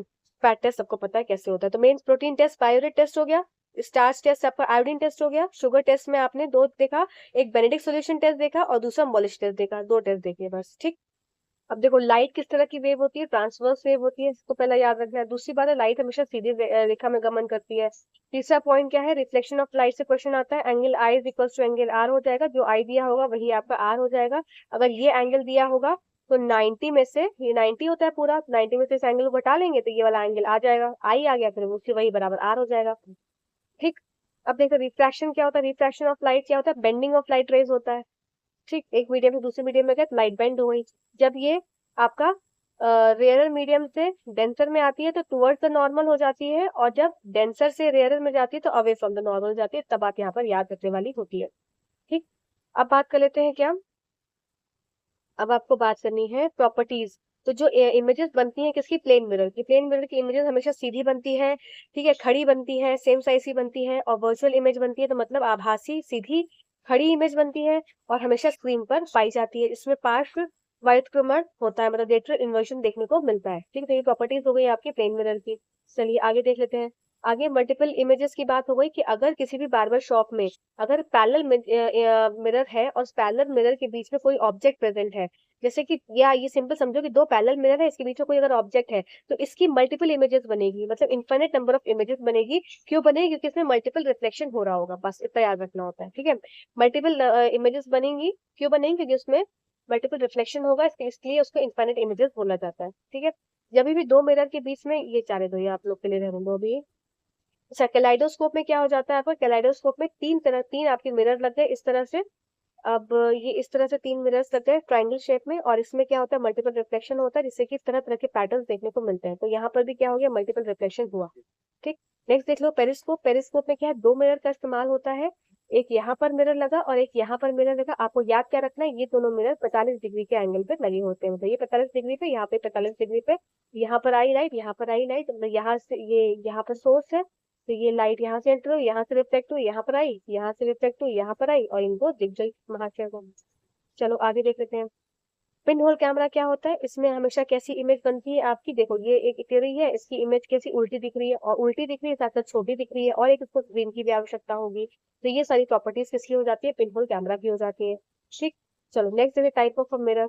अब इसको हम इधर देखेंगे, ये इससे याद करेंगे हम। देखो जो आपका कॉनकेव, हम क्या बात कर रहे हैं यहाँ पर, कॉनकेव मिरर की। ठीक है, कॉनकेव मिरर को क्या बोलोगे, जस्ट अ सेकेंड, कॉनकेव अवतल दर्पण। ठीक है, अवतल दर्पण की हम बात कर रहे हैं, तो यहाँ आपके अवतल दर्पण है, ये अवतल दर्पण। तो अवतल दर्पण की यहाँ बात कर रहे हैं। तो अगर कोई भी ऑब्जेक्ट इनफाइनाइट पे है तो फोकस पे बनेगी इमेज, अगर कोई ऑब्जेक्ट आपका फोकस पे है इनफाइनाइट पे बनेगी ऑब्जेक्ट। ठीक है, इनफाइनाइट पे बनेगी इमेज। ठीक है, बियॉन्ड सी है तो बिटवीन एफ एंड सी बनेगी, बिटवीन एफ एंड सी है तो बियॉन्ड सी बनेगी, जस्ट अपोजिट हो गया। ठीक है ना, समझे ना बात को, एट इनफाइनाइट होगी फिर तो समझो, समझो याद कर लो तुरंत का तुरंत, देखने की जरूरत नहीं पड़े। अगर ऑब्जेक्ट इनफाइनाइट पे है तो इमेज फोकस पे बनेगी। ठीक है, अगर ऑब्जेक्ट फोकस पे है तो इमेज इनफाइनाइट पे बनेगी, उल्टा हो गया। ठीक है, ये इसका उल्टा हो गया, हो गया। चलो अब दूसरा देखते हैं। अगर बियॉन्ड सी है तो क्या इमेज कहाँ बनी, बिटवीन एफ एंड सी। अगर बिटवीन सी एंड एफ है तो बियॉन्ड सी, इसका उल्टा हो गया इधर, तो याद हो गई। फिर एट सी है, अगर एट सी है कोई भी ऑब्जेक्ट तो एट सी ही बनेगी इमेज। ठीक है, अब देखो ये कॉनकेव मिरर है, अवतल दर्पण है, इसका मतलब यहाँ पर इमेज देखने को मिलेगी, रियल भी मिलेगी, रियल भी मिलेगी, इन्वर्टेड भी मिलेगी, आपकी वर्चुअल भी मिलेगी, और आपकी क्या real inverted, real inverted, real inverted, virtual and erect, और आपकी मतलब सब तरह की इमेज मिलेगी। Highly diminished, point size diminish, same size and large, highly and large, हर तरह की इमेज देखनी है तो कॉनकेव मिरर को देखो। कॉनकेव एकदम केव है, हर तरह की चीज को अपने अंदर एक्सेप्ट कर लेता है। अब इसी का विपरीत हो जाता है क्या, अगर कॉनकेव मिरर है इसकी प्रॉपर्टी सेम हो जाती है। सबसे पहले ये समझेंगे कॉन्वेक्स लेंस की। अगर कॉन्वेक्स लेंस की बात करेंगे तो कॉनकेव मिरर की तरह ही वो प्रॉपर्टी शो करता है। ठीक है, नेक्स्ट बात कर लेते हैं कॉन्वेक्स मिरर, जस्ट उल्टा हो जाएगा। ठीक है, आओ देख लेते। अब ये देखो ये कौन सा है, कॉन्वेक्स मिरर, ये हो गया आपका कॉन्वेक्स मिरर। कॉन्वेक्स मिरर में क्या हो जाएगा, इन्फिनिटी रहेगा तो आपका एट फोकस बनेगा बिहाइंड द मिरर, और between infinity and pole of the mirror तो बिटवीन पी एंड एफ कहीं पे भी इमेज आकर बन जाएगी। और यहाँ पर इमेज हमेशा छोटी, डिमिनिश्ड और वर्चुअल एंड इरेक्ट बनेगी। ठीक है, छोटी, हाईली डिमिनिश्ड, पॉइंट साइज छोटी, और दूसरी बात क्या है, वर्चुअल और इरेक्ट बनेगी। ठीक है, और कॉन्वेक्स मिरर है तो इसका मतलब किसकी तरह सेम हो जाएगा, कॉनकेव लेंस की तरह। ठीक है, ये दोनों चीजों को पैरेलली याद कर लो। कॉनकेव मिरर कैसे मिरर होते हैं ये पॉइंट भी याद कर लो। कॉनकेव मिरर आपके कन्वर्जिंग मिरर होते हैं और कॉन्वेक्स मिरर आपके डाइवर्जिंग मिरर होते हैं। ठीक है, एक बार ये पॉइंट को भी याद कर लो, concave mirror, convex mirror, converging और डाइवर्जिंग, मतलब कॉनकेव मिरर, कन्वर्जिंग मिरर।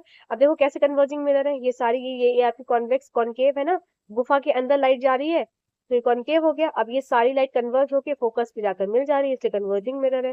ये डाइवर्ज क्यों हो जा रही है, डाइवर्स हो जा रही है लाइट, यहाँ से यहाँ फैल जा रही है, डाइवर्ज हो जा रही है और फिर जाके अंदर मिल रही है। ठीक, एक बार ये एनसीईआरटी के सारे ना डिस्पर्शन ऑफ लाइट पे प्रकाश फैलाव के उदाहरण है, तो इसको एक बार देख लो कि formation of rainbow, compact disc, petroleum, soap bubble, prism, plastic ruler, ये सब में डिस्पर्शन ऑफ लाइट का फिनोमेना लगता है।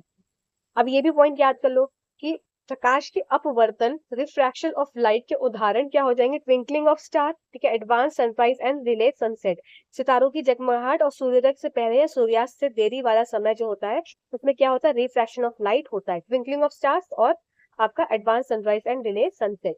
अब देखो ये क्वेश्चन आपका कई बार आया है ना, आया है कि नहीं आया, प्रकाश का प्रकीर्णन का, स्कैटरिंग ऑफ लाइट। तो स्कैटरिंग ऑफ लाइट में blue colour of the sky क्यों दिखता है, स्कैटरिंग ऑफ लाइट की वजह से। कलर ऑफ वाटर क्यों दिखता है, स्कैटरिंग ऑफ लाइट के। Reddening seen at sunrise and sunset, reddening की बात हुई है, डिलेड सनसेट और डिले अर्ली सनराइज की बात नहीं हो रही है। रेडनिंग लाल क्यों दिखता है सनराइज के समय, सनसेट के समय, क्यों, क्योंकि वहां पर स्कैटरिंग ऑफ लाइट, प्रकाश का प्रकीर्णन होता है। ठीक है, अब एक और इंपॉर्टेंट पॉइंट याद रखो, मायोपिया और आपका हाइपरमेट्रोपिया, मतलब आपकी निकट दृष्टि दोष और दूर का दृष्टि दोष, ये दो चीज होती है। तो मायोपिया जैसे जिनको दूर की प्रॉब्लम होती है तो उसका नाम क्या हो जाता है, नियर साइटेडनेस या नियर दृष्टि दोष। तो इसमें कौन सा मिरर यूज होता है, कॉनकेव मिरर यूज होता है, ठीक है, sorry lens, concave lens use होता है। और हाइपरमेट्रोपिया में कौन सा लेंस यूज हो जाएगा, कॉन्वेक्स लेंस यूज होगा। ठीक है, ये पॉइंट को याद रखना। इसमें यहाँ पर इमेज क्या है, पहले बन जाती है, रेटिना के पहले बन जाती है, तो इसको सही करने के लिए, ये रेटिना के पहले बन गई इमेज, तो इसको सही करने के लिए क्या यहाँ पर कॉनकेव कॉनकेव लेंस लगाया जाता है। यहाँ पर इमेज बाहर बनती है रेटिना के, तो इसके लिए कॉन्वेक्स लेंस लगाया जाता है। ठीक है, ये दोनों पॉइंट को याद कर लेना, नोट कर लेना। अब देखो एक ये भी बहुत इंपॉर्टेंट क्वेश्चन, फेवरेट क्वेश्चन होते हैं लोगों के एग्जाम के, कॉन्वेक्स मिरर कौन कौन से, जैसे कि ये रियर व्यू मिरर, कार के पीछे का मिरर, ठीक है, फिर ये आपका ये इस तरीके का मिरर। और कॉनकेव कहाँ कहाँ यूज होंगे आपका, जो आपके दांत दिखाने में, फिर आपके सोलर फर्नेसेस में, फिर टॉर्च की लाइट के अंदर का जो मिरर होता है, सोलर कुकर हो गया, हेडलाइट ऑफ अ कार में। ठीक, तो ये सारे मिरर कैसे हो जाएंगे कि आपके कॉनकेव हो जाएंगे। कॉन्वेक्स में आपको मेन रेयर व्यू मिरर पूछा जाता है, वो आपको याद रखना है, जिसमें कि पूरी पूरी बिल्डिंग आपको दिखाई देती है आसानी से। अच्छा एक चीज इसमें और याद कर लो आप लोग, क्या कि जो कॉन्वेक्स मिरर होते हैं, स्पून का जो कर्विंग साइड होता है, मतलब अंदर वाला पोर्शन जो कर्व होता है अंदर वाला, वो उसमें भी क्या होता है आपका कॉन्वेक्स मिरर होता है। और साथ ही साथ स्ट्रीट लाइट, ठीक है, तो आपको क्या क्या एग्जांपल याद रखने हैं इसमें, कि एक तो रियर व्यू मिरर हो गया, एक स्ट्रीट लाइट में जो इस्तेमाल होता है वो कौन सा मिरर हो जाएगा, कॉन्वेक्स हो जाएगा। फिर आपका curving side of the spoon में भी कौन सा हो जाता है, आपका कॉन्वेक्स मिरर हो जाता है। कॉनकेव में हमने क्या बताया, डेंटिस्ट का मिरर हो गया, शेविंग मिरर हो गया, हेडलाइट ऑफ व्हीकल हो गया। ठीक है, ये सब क्या हो जाते हैं, आपके कॉनकेव एग्जाम्पल हो जाते हैं। चलिए, तो आज का अभी सेशन इतना ही रखते हैं। अभी कुछ और मुझको इम्पोर्टेंट लगेगा तो मैं जरूर ऐड ऑन करूंगी आपको और आप तक वीडियो पहुंचाऊंगी। इसको देख के एक बार नोट कर लेना, एक बार सुन लेना, और कुछ डाउट रहता है तो पूछ लेना। तब तक के लिए धन्यवाद, पढ़ते रहो। Thanks for watching this video, thank you.